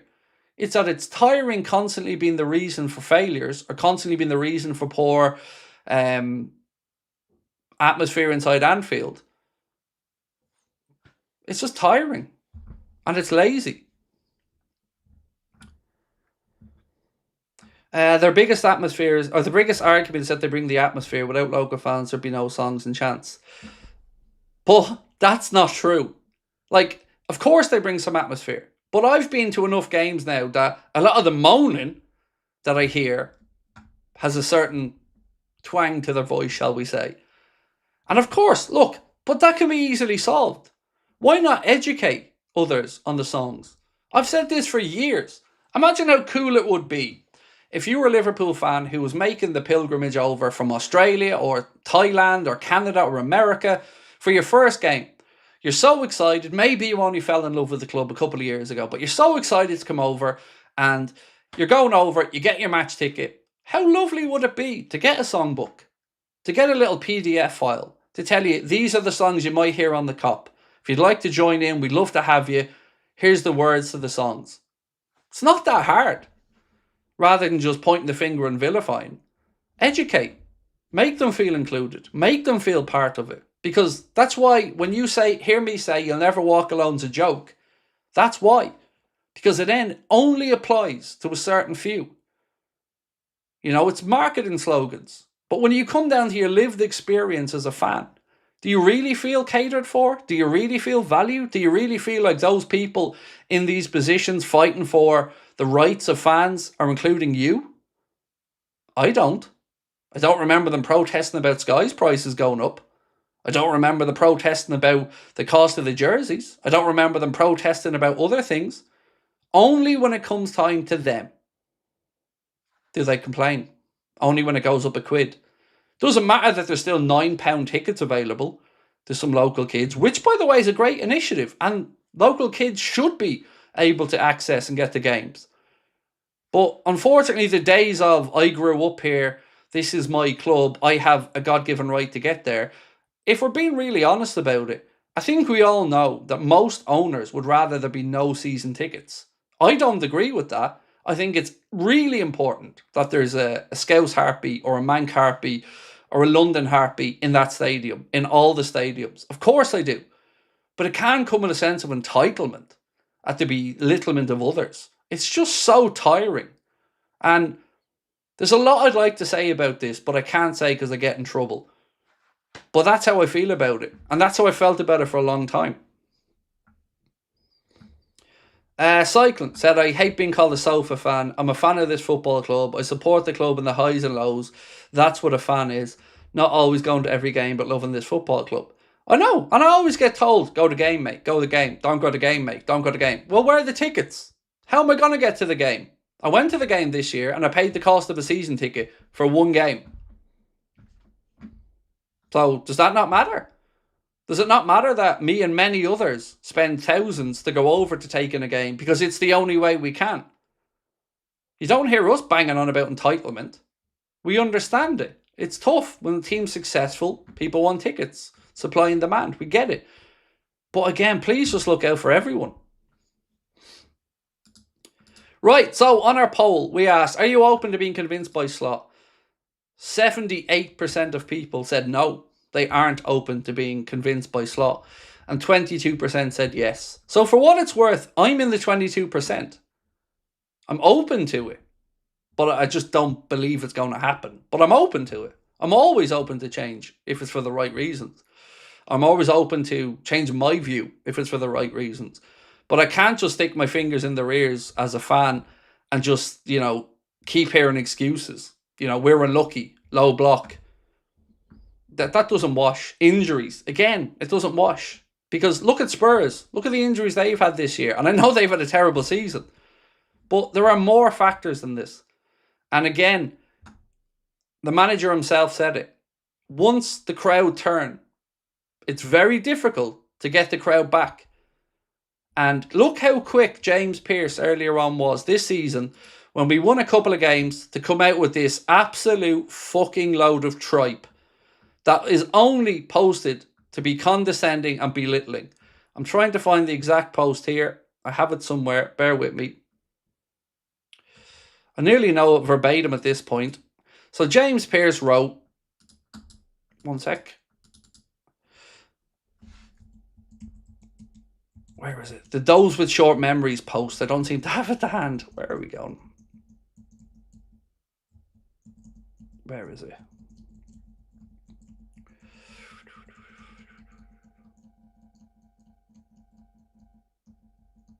I think I've deleted it. Oh, no, there it is.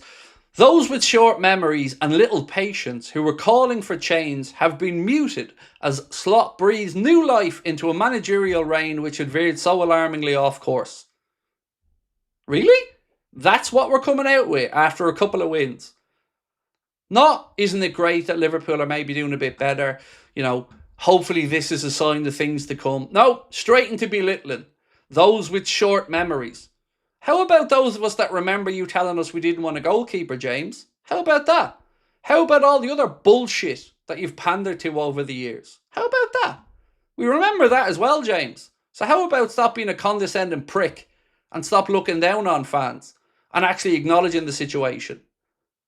Because we haven't been good enough this season. Fans aren't idiots. And trying to stay in the good graces of the football club is about an obvious play, as you could see. So stop gaslighting fans, stop being condescending, and do your fucking job. Or stop calling yourselves journalists and just call yourself reporters. Just call yourself part of the club's PR team.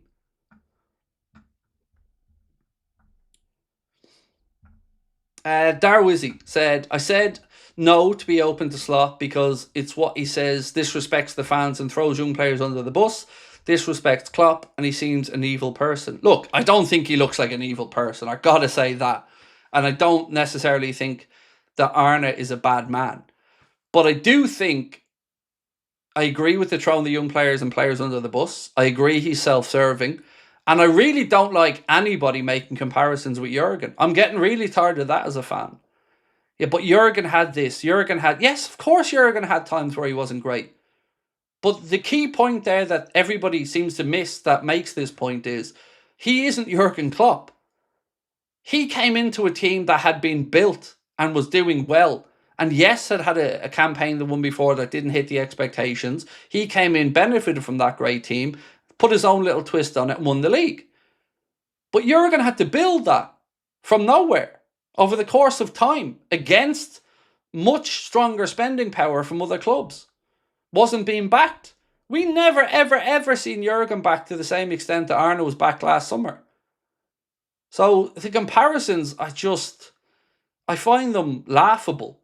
Because fans do not feel the same way about Arne Slot as they did about Jurgen Klopp. Jurgen Klopp could come in, be in bed with my missus, and I'd ask him, does he want the light on or off? That's how much we think of Jurgen Klopp.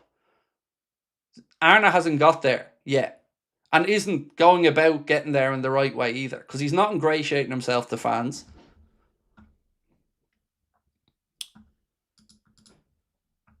The players don't care whether you're a local or not. They're here for themselves and we watch them make money. Mind you, we haven't one Scouser in the team. But so to kind of a little twist, mate, on your post. It's funny how the idolised people often aren't. You know, that's okay for Klopp to come in, be a German, or for Szoboszlai being Hungarian, or whoever to come in. We can love these guys. They can be welcome into the family. But when it comes time to the worldwide fan base, not so much. Not got the same energy there.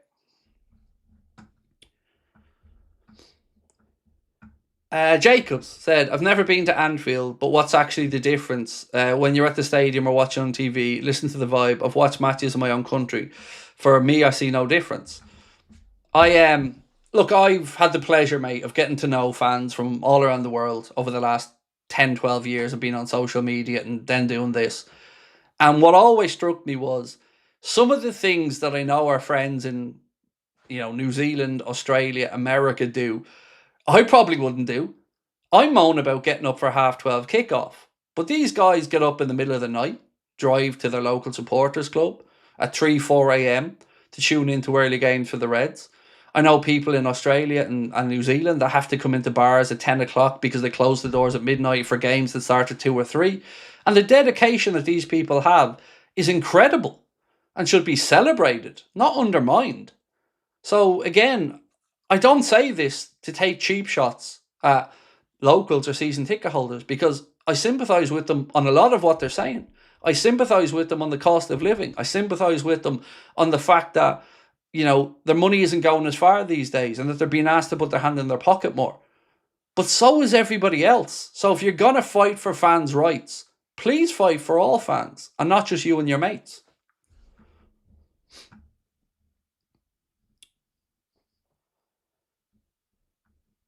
Once you don't have the fans and players support, nothing else matters, said Kevin. Yeah, and it's very difficult, Kevin, mate. And I tried to think about this while I was away. I tried to think of examples of football clubs, managers that have been able to turn it around. And I can't think of too many. Like I said, Sir Alex Ferguson did it way back when with United. He was really close to getting the sack and he changed it round.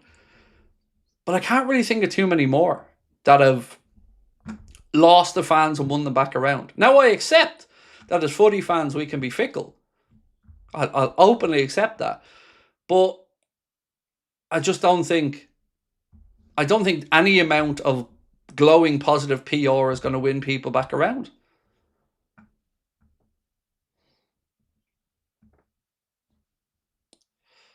Craig, have you seen the Chelsea game in May? Might be a 12:30 kickoff. Yeah, I'm hoping though, Tony, that we get through to the semis and then it'll be an 8 o'clock kickoff. But yeah, I did notice that. I have it in my notes, mate, for the late video, because I'm going to be sticking a video at 10:30 as well. But I have that one in my notes, my man. But thank you for bringing it up. Grizzly, how are you, bro? Said the lack of emotion from Slot doesn't help. Klopp showed the excitement, frustration, and joy like he was an actual fan of the club. Never looked like he couldn't care less. Klopp felt like a true fan. And it's not just us, Grizzly, that feels that way. Look at anybody that played for Jurgen Klopp and listen to what they say. They were going out onto that pitch feeling like it doesn't matter if it was a Superman 11 out there, they were going to get a result. And they felt like they could walk on water, run through a brick wall. They felt invincible. They felt like no matter what was to be thrown at them, they were going to have an answer and they were going to find an answer to it. And they looked to the sideline. And as Alex Oxlade-Chamberlain said, you see managers celebrating tackles, celebrating pressing. You know, that's how you get Anfield sat up and paying attention. That's how you get the buy-in. And look, I'm not saying that Arne Slot has to be Jurgen, but we have to acknowledge what's right and wrong. And again, Galatasaray, different Arne Slot. I thought, and it's probably down to the antics and the refereeing and the time wasting, the rolling around. But we've seen a far more animated Arne on the sideline. And we came in here afterwards and it was talked about so much. We all said, wow, where was that? Because the response was there. The response from the stadium, the response from the players, the response from us fans, it was there. Because we felt like he gave a shit. We felt like he was as annoyed as us at these moments.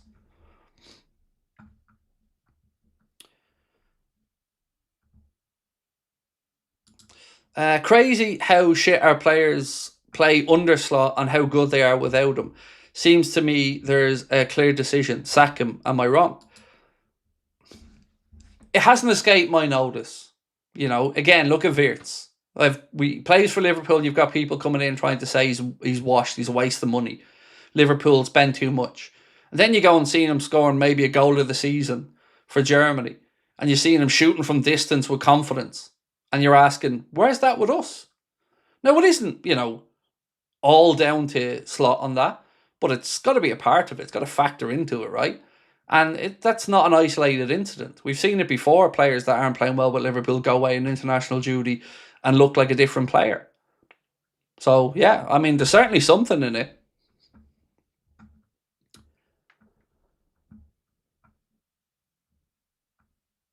I have a feeling Salah knows the club will stick with Slot and was the main drive in an early exit for him.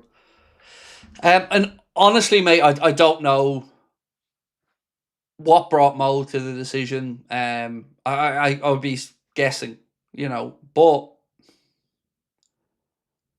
what we do know is he wasn't happy earlier in the season and he felt like he was being scapegoated and in his own words thrown under the bus. I don't know. You know, we've seen lots of data come out over the last while about why we're not seeing the returns from Mo to do with positioning on the pitch, style of play. And again, a lot of that would come down to the manager. Yeah,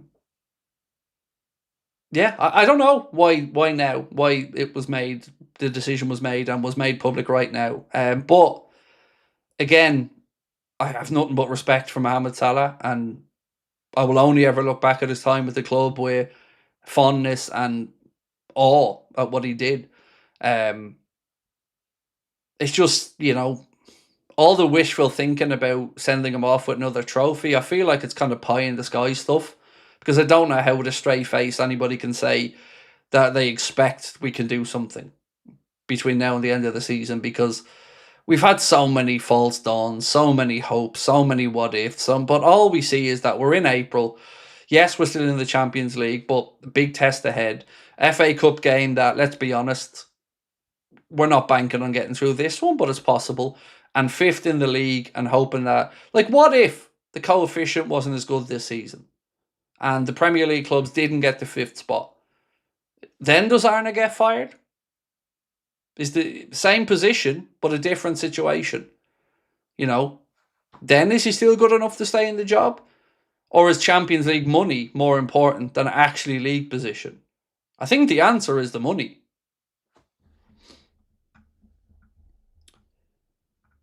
Where do you think Mo will end up? Oh, it's a good question, Paul, mate. I think we've all been probably asking ourselves that over the last week or so.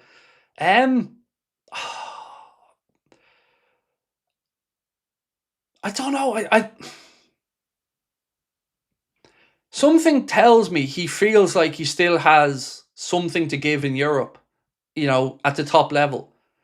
I certainly don't believe he'll sign for another Premier League club. I really don't. But would I be super surprised if he ended up in Paris or somewhere else? No, not really. Wouldn't begrudge him it either, to be honest with you, because if he truly feels like he has enough left to give at the top level, back yourself like he always has done and prove people wrong. I know everyone probably say Saudi.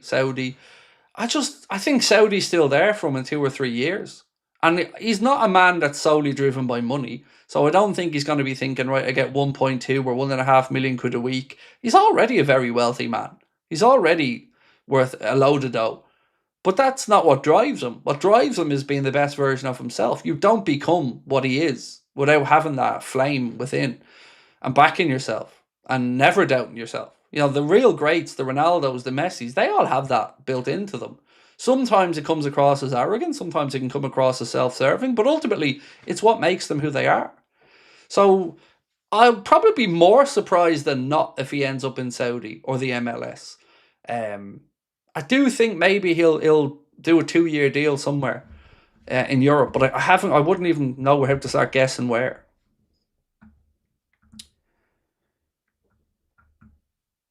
Jacob said I'd say between Saudi or the MLS. I don't know, Jacob, mate. Because let's say he goes off now to Saudi, right? Or the MLS. It's like admitting that, yes, you have dropped off a level, right? It's like admitting that any criticisms that were put to you about this season were actually right. And I don't think that's Mohamed Salah. I think he's going to want to go, I'm not finished. You were wrong. Watch. That's what I think, honestly. Because I do think in 2 years' time that Saudi offer, the MLS, will still be there for him, and he could still do 3 years easily.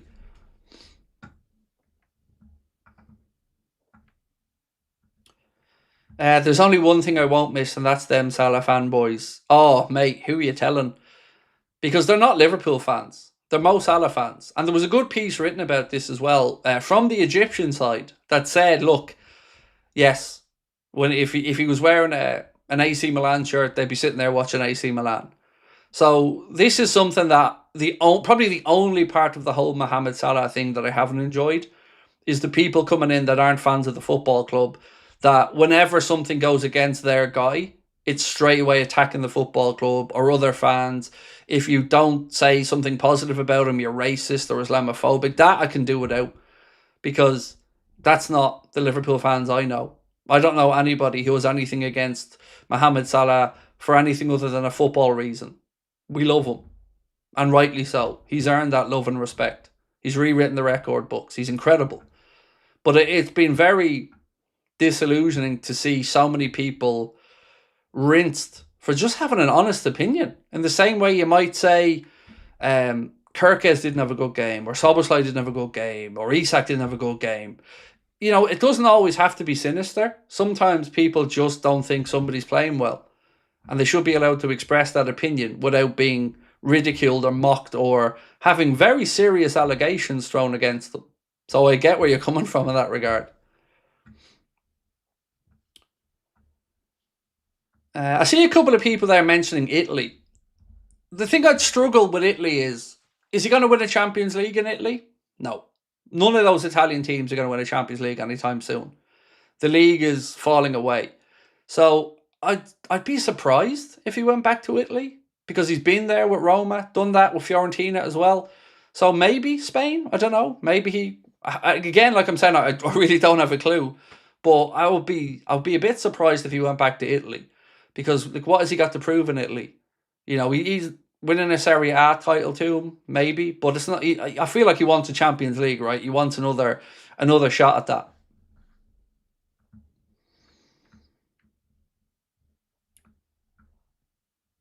I wonder where Mo goes next. What's the most likely place for him? Said Billy. I don't know, dude. It's a really interesting one. I don't know when we'll hear about it. I don't expect. Well, we might, if Liverpool go out of the Champions League and the FA Cup, maybe we hear about it before the end of the season.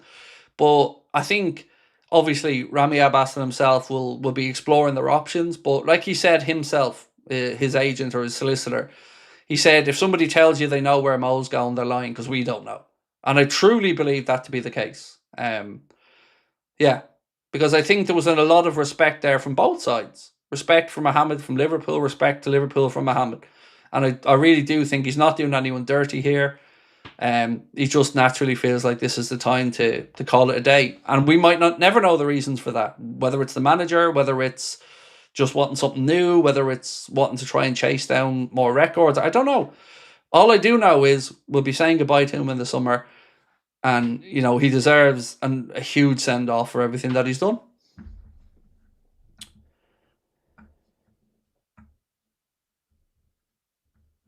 Do you think Mo would accept being a squad player at PSG? No. No. You've heard, and look, you don't need to take my word for it. You've heard Arne, you've heard Jurgen. Even taking him off for 10 minutes, he always has the mindset of, I might have got one more chance. I might have scored one more. And that's what I'm talking about with that inner belief and desire. Because you don't get to that level without having that. You know, it can come across as selfishness as well at times, but that's it. You want to be the best. You will want to rewrite the record books. And, you know, if you're taking off with 10 minutes to go and you think I could have had another one there, there could have been one goal closer to a record. I understand it because, you know, you cannot get to that level without having that belief.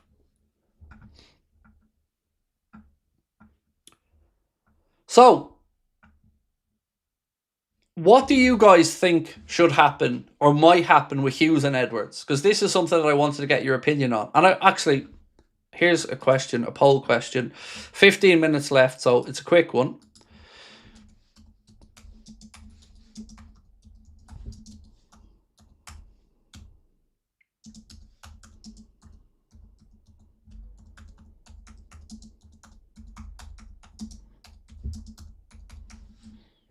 So one of the questions I get asked the most is, do I think FSG are selling up? Do I think that the fact that the multi-club model hasn't been brought in, that they haven't extended Hughes or Edwards, do I think that maybe they're looking to position themselves for a sale? And the honest answer is, I haven't got a clue. I wouldn't even know how to go about guessing. But I want to know what you guys think. So, do you think that FSG are considering selling up soon? Let me know what you think in the comments, because I have no idea. You know, when the subject has been broached with them in years gone past, you know, they've said some things like, we don't sell. When's the last time you seen us sell the assets or stuff like that, that they're in acquisition mode. But there will come a time where they'll do the numbers. They'll feel like football's maybe reached its peak and they have increased the value of Liverpool as much as they can. And it might be time to sell up and move on to something new. I just don't know when that might be. Because I don't, like, they're not fans that are in this for life, that just, you know, have loved the club forever. And, you know, it is an investment to them after all. And someday they probably feel like it's time to cash in on that. I just don't know how to guess when that might be. Mr. Grantby, how are you, sir? Said, hi, Craig. I hope you had a nice break. To be honest, I think we need complete overhaul in those areas. Slot, Edwards, and Hughes gone. It's a tough one, mate. It's a tough one because I've liked some of what I've seen from Richard Hughes. You know, he's got big deals over the line. Hard to know if they gave themselves too much to do in one summer, if we spread it too thin. This is where I feel like allowing that first year not to bring in players, you know, maybe left us a lot to do. So maybe there was I don't know if it was naivety or not there. Then you've seen mixed reviews. Some people say he's been great to work with. You know, then you've had other players. I think it was Johnny Hiding, his agent, that said when he was negotiating, when it was like negotiating with a robot and he had no personality. But then you've got Milos Kerkez and his father saying that Richard Hughes is a huge reason for any move that they make. That where Richard Hughes, if Richard Hughes said go to India, they go to India. So yeah, it's a tough one. I feel like there's certainly a chance of Edwards going, because if they're not going into the multi-club model, what is there for Michael Edwards to continue to do or to achieve? He didn't want to come back in as a sporting director. That was made clear. Hence the reason why there was a new position invented basically for him. But as Simon Hughes rightly said earlier on, it does leave some questions. And I just want to read you out again a little bit of what Simon wrote. He said, with FSG having made such a big deal about rehiring Michael Edwards because of an unprecedented expansion plan, it seems incredibly clumsy his second tenure has been handled. If this continues on this road, it's difficult to see him remaining beyond the expiry of his contract in 2027. It's a tough one, that, isn't it? I don't really know what goes on with all of them. I don't know if all of their futures are linked with slots, but I do know that uncertainty isn't our friend. We don't know what's happening with Robbo. We don't know what's happening with Canade. We've 1 year to go with Virgil. We're going into next year. We're going to have to look at Alisson Becker. His contract's up at the end of next season. So much uncertainty, and it's not very soothing for us as fans, is it? So if we are to really be all pulling in the same direction, which is what's required for success, we have to get our ducks in a row. Kafka Yeager, how are you, sir? Said, if Slot stays, then that's the end of my Liverpool fandom. Can't support a team with a manager like that. It's going to be one depressing season after another. Oh, dude, I'm actually petrified of him staying, because I'm Liverpool for life. This is my club.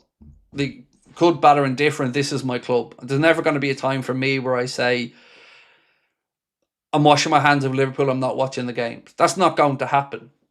But honestly, from a human, emotional standpoint, I don't ever want to go through another season like this season. Not only on the pitch, but seeing my fellow fans so dispirited. It's been really difficult for me on a personal level, because, I suffer the same and feel the same anxiety, frustrations and anger that everybody else feels. But I have to come on then and try to hear out everyone, let them have their say. And that's a privilege. Don't get me wrong. It's an honor to be able to do this. But this has been a heavy season where I've never felt emotional burnout like it. I've really struggled to stay on top of my game and stay upbeat this season. And it's probably noticeable in some of the style of content that I've made. It's been a very difficult season, and a lot of that has come down to the anger that people feel towards the manager. So whilst I'm not going to sit here and say I won't watch Liverpool if he's in charge next year, I can't 100% say I'm going to be able, is probably the right word, to stay involved from a content perspective as much next year. Because it's just, I'm going to end up in trouble. I'm going to end up sick. Or I'm going to end up in the hospital. It's really impacted me this year, because it's an incredible shift, right? We spoke earlier on about what a great surprise it was to win the league last year, and none of us expected it. Remember what August was like. I keep saying to you, if I could bottle that emotion and that feeling in the fan base, that anticipation, that excitement, I'd be a rich man. So to go from that to be here now, and all of us to feel like it hasn't worked, but then still to be told, tough, he's the guy, live with it. Fucking hell. I don't know, lads. Maybe some people will get their wish and Connor will be the host of the channel, because this season's taken a lot out of me on an emotional level because of the pain I've seen my fellow Reds having. And that's without my own frustration of what's happening on the pitch, Sam Tyler, how are you, sir? I've supported Liverpool for 46 years, but I can't continue to watch football this depressing every week. Football is supposed to be a release from everyday life. This is just a drain in my spare time. Couldn't put it better, Sam. Couldn't have put it better. Football is the thing that's supposed to be our escape, right? We talked about this when Diogo tragically passed. We see these guys as superheroes. They're doing things that we can't do. We're on the journey with them. And the highs are incredibly high, but the lows can be incredibly low. And yeah, like I've really struggled this year on an emotional level as a human being. Like I don't want to get into it on camera too much, but I've been in some dark places this year. The numpty thing nearly finished me off. Like that broke my heart to think people could dare think I'm a racist. Like I think if there's anything you know about me at this point, is that I'm welcoming and inviting to everybody from every background. So to have people try to do that on top of the season we've had, I struggled. I struggled, and I told you guys openly for the first time in my adult life, I considered the unthinkable, and I've never thought of that. Not through my parents dying, not through money issues, nearly homelessness. I've never thought about it. But to have people think that I was capable of that type of hatred on top of all this season, man, it hurt. And yeah, I don't know if I don't know if I can go through another season of that because it's so it's so hurtful to see so many people like knowing what they wanted the solution, knowing what would at least make them feel a bit better about it, and then being gaslit at the same time by certain others. And look, people are going to say that I gaslight as well. I don't. I'm just outspoken. I don't come on here with an intention to do anything to wind anybody up. I just call things as I see it.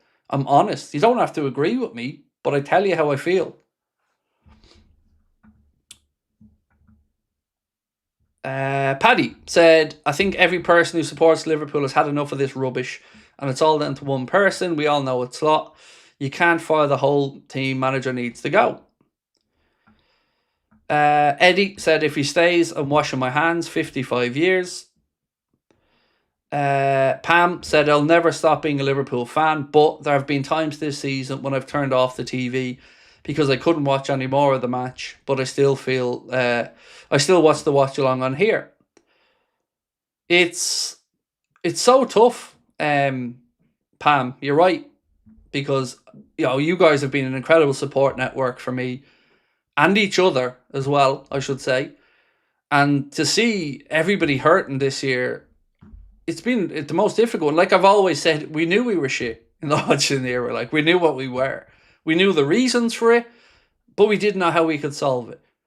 It wasn't just that Roy Hodgson wasn't the man for the job. It was that the club was in a bad place. They weren't as attractive to players. They didn't have the money as available to them. And we understood that. It was frustrating, but we understood it. To see us have a record spend and go backwards, and then be told, no, he's still the guy. I don't know, man. It just feels very dispiriting.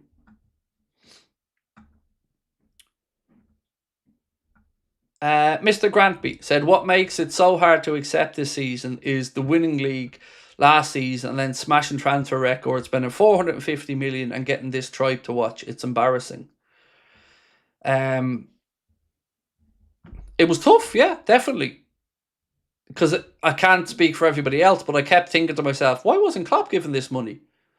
Don't get me wrong, appreciative that FSG backed the manager, and as Arna keeps saying, he didn't just spend £450 million. Of course, we did recoup money.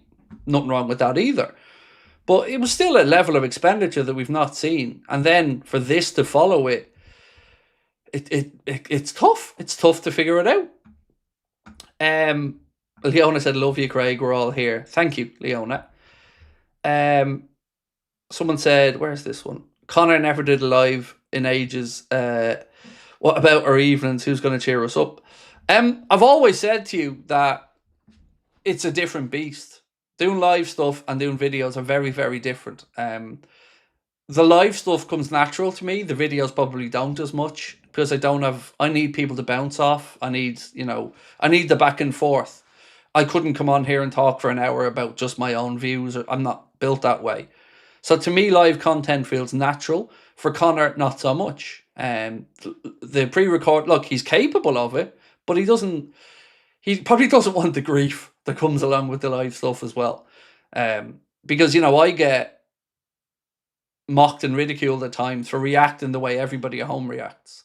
Or the way people on TV pretend that they don't get angry about things. Or, if you could put a GoPro on everybody inside Anfield, I don't think their reactions are going to be a million miles away from mine and yours at home. But it's just that I have a camera turned on and I'm live streaming throughout the games. And, those things are still up on the internet 5, 6, 7, 8 hours later when everyone else has calmed down. But I love it. I love live content. I wouldn't want it any other way. And that's why I'm so... that's why I'm so adamant that I'm this is my show. No, not nobody else's. It's mine.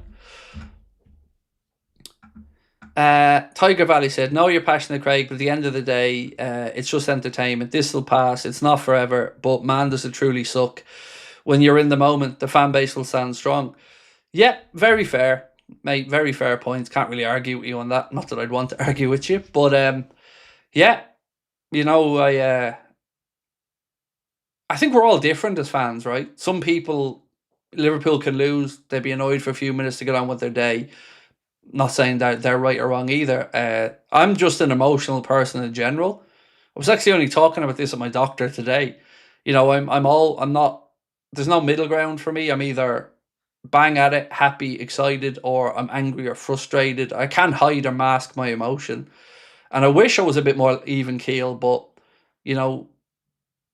this is me. And I've always promised you straightforward honesty. And it has been tough, though, Tiger Valley, like you said. And it will pass. You're also spot on that. Same way the Hodgson era passed. But this one, mate, this one just feels a little bit unnecessary, right? Like, we don't need to be where we are now. Mr. Granby said, "Just to lift your spirits, Craig, what's your reaction to the Barca 4-0 the other day? Getting your chest out and whoop whoop made me laugh. Thank you, bud." Oh, mate, that was some night. That was incredible. Yeah, brilliant. Just brilliant. I loved it. Would you believe we posted that reaction on TikTok and it got taken down for over-sexualized content, which did give me a little chuckle. But yeah, it feels like yesterday, but it's many years ago. But honestly, I can remember it. Like, I remember where I was upstairs doing the watch along in the bedroom. We were a different setup at the time. And I remember my wife coming in with tissues, not for the usual reason, but for happy tears. It was incredible. And it was the most Liverpool thing ever.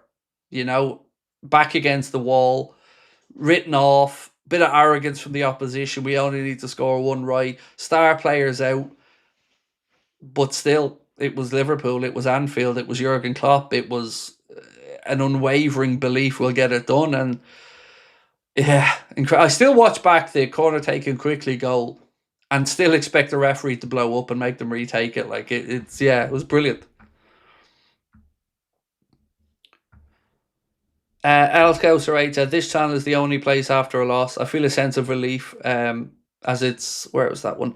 As it's true, honest feelings. Thank you, mate. And I know you don't just speak towards me there. You speak to your fellow Reds in the chat as well. It definitely is. It definitely is. It helps me a lot. Like, I get to work through a lot of my own frustrations as well after games. Jamie said, "There's not even positive signs on the pitch for next season. Be different if there was signs." Yeah, do you remember, Jamie, we beat Galatasaray and we all said, this is it now, this is the standard. They've shown what they're capable of, this is what we have to hit. And then to go to the very next game and lose 2-1 to Brighton and just look nowhere near what we were against Galatasaray, that's frustrating. Because that's not just on the manager. The players, why were they able to do it on the Wednesday but not able to do it against Brighton? So, I'm not naive. I do understand that there have been failings all around. James said, "I think the issue we have is a lack of depth, players adjusting, a lack of creative wingers. If we can solve that in the summer, I think we'll be okay. I'm excited for the new defenders to change things up." Really good points, James. Definitely need more width and more pace, like you've said. Defenders coming in, again, agree with you on that one. And no matter what happens, we'll be better next season. Even if Arne is here, we'll be better next season than we were this season. But I guess the question really comes down to what's going to give us the very best chance for sustained long-term success. And I, at this point in time, don't feel that's going to be Arne. But like I said, if he turns it round, fair play. And we'll certainly acknowledge it. But I just don't want... Let's just say we finish 5th. We don't win a trophy and we finish 5th. I don't want them to say, well, he's done enough. Roll the dice, go again. Because we can't be in 3 months into next season sacking a manager and scrambling around for talent that might not be there. Or writing off another season. Because fans can't keep writing off seasons. They can't be emotionally investing in them, can't be financially investing in them and writing them off. Oh, wow, look at this one. It's 50-50. Do you think FSG are considering selling up soon? Still, we'll give it another 7 minutes. We'll stream a little bit longer. I do want to do a news video, a roundup, but yeah, if you can vote on this one because it's 50-50. Oh, it's just gone 51-49, but we're asking, do you think FSG are considering selling up? Now, I'm not saying they are. I haven't got a clue, but it's one of the most asked questions that I've been getting recently.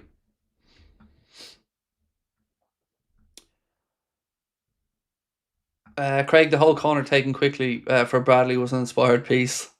It was, mate. Yes, it was. A. Michael said, hi, Craig. I believe FSG don't give a flying feck about the fans that they've made a fortune off. The only thing FSG have done right was sign Klopp, who brought Liverpool back to glory days. FSG slot out. So, look, I think if we're to be fair, they've done some straightforward things that have improved things as well, like the AXA, that was, we've got to acknowledge that, the Annie Road end, the main stand extensions. They've brought in good people in good positions at the club from a commercial standpoint as well that have kicked the club on. Yeah, they're not the worst owners in the world, but you're right, I never feel like they actually care. I feel like it's an investment to them, and the drive for them is for the investment to keep making more money or to become more valuable. And I don't feel that the drive has ever been there based off success on the pitch and trophies. I think that's a byproduct that they can live without as long as the money keeps rolling in. Personally, I could be wrong, just telling you how I feel as well. Is Slot getting sacked, Craig? I'm so confused. I guess that's up to each person to weigh up the evidence and ask themselves, what do I think? Because nobody knows the answer definitively now that I'm aware of. But the way I looked at it, mate, is like this. If they believed in Slot, why not give him a new deal? On top of that, why hasn't Alonso taken up another job? Because there's so many things that point to the direction of, at the very least, they're keeping that channel of communication open. In this summer, there's going to be a change of managers in world football because of the World Cup. Some managers leaving, some managers being fired. And it's the sensible time to do a change is in the summer. So if Arne does fail and they're wrong, Alonso might not be available. The coaches you might want might not be available. They may become more expensive, or you may have to try and get them out of clubs. You're then talking about, maybe I don't want to come in mid-season. I don't want to come in and be judged off half a season. All these things that are fairly sensible. So I look at it and I think, right, Alonso's still available, hasn't committed to another club. They haven't committed to Arne by giving him a new contract. And all the signs to me point to at least them being open to firing him, which is why this narrative of the club still have belief in Arne and think he was dealt, a bad hand this year. Well, if you really believe that, put your money where your mouth is and give him a new deal. Because that was being talked about last summer into this season, and then it's gone very quiet. And why has it gone quiet? Again, it doesn't take a genius to figure it out. But the gaslighting of us and the manipulation of us to make it feel like, they've no doubts, that's not true. It can't be true. From a common sense perspective, from a business perspective, it can't be true. Nessie, how are you, my friend? Said, hey, Craig, just joined. What did I miss? Quite a bit, but don't worry. I'm going to do a video in about 5 minutes, and we'll go through it all and a few other bits that I didn't get to cover in tonight's stream. Right, ladies and gents, let's wind this down. So, do you think FSG are considering selling up soon? Very close vote, but 51% of you said yes, you think they're considering selling up soon. 49% of you said no. Honestly, I don't know on this one. For me, I don't have an answer for it because I'd be guessing either way. If I really pushed myself, probably not in the next 3 years would kind of be where my head's at. Because sometimes you look for signs that maybe owners are positioning themselves for a sale, and you look at certain things being lined up and things like that. And my own instinct says not yet, but I don't feel so clear-minded that I'd be able to say that definitively. I'm on the fence. Right. I'm going to say goodnight, folks. News video coming out in about 15-20 minutes. I'll be here again tomorrow with another news update, and we'll have a late night agenda tomorrow night as well. The preview for the Manchester City game, that'll be coming out tomorrow after the late night agenda, so hope you can have a look at that and let me know your thoughts on it. If you can, before you head off, do hit that like button. If you haven't subscribed, we'd really love you to do that as well. Yeah, we'll see you tomorrow. Appreciate you. Have a good one.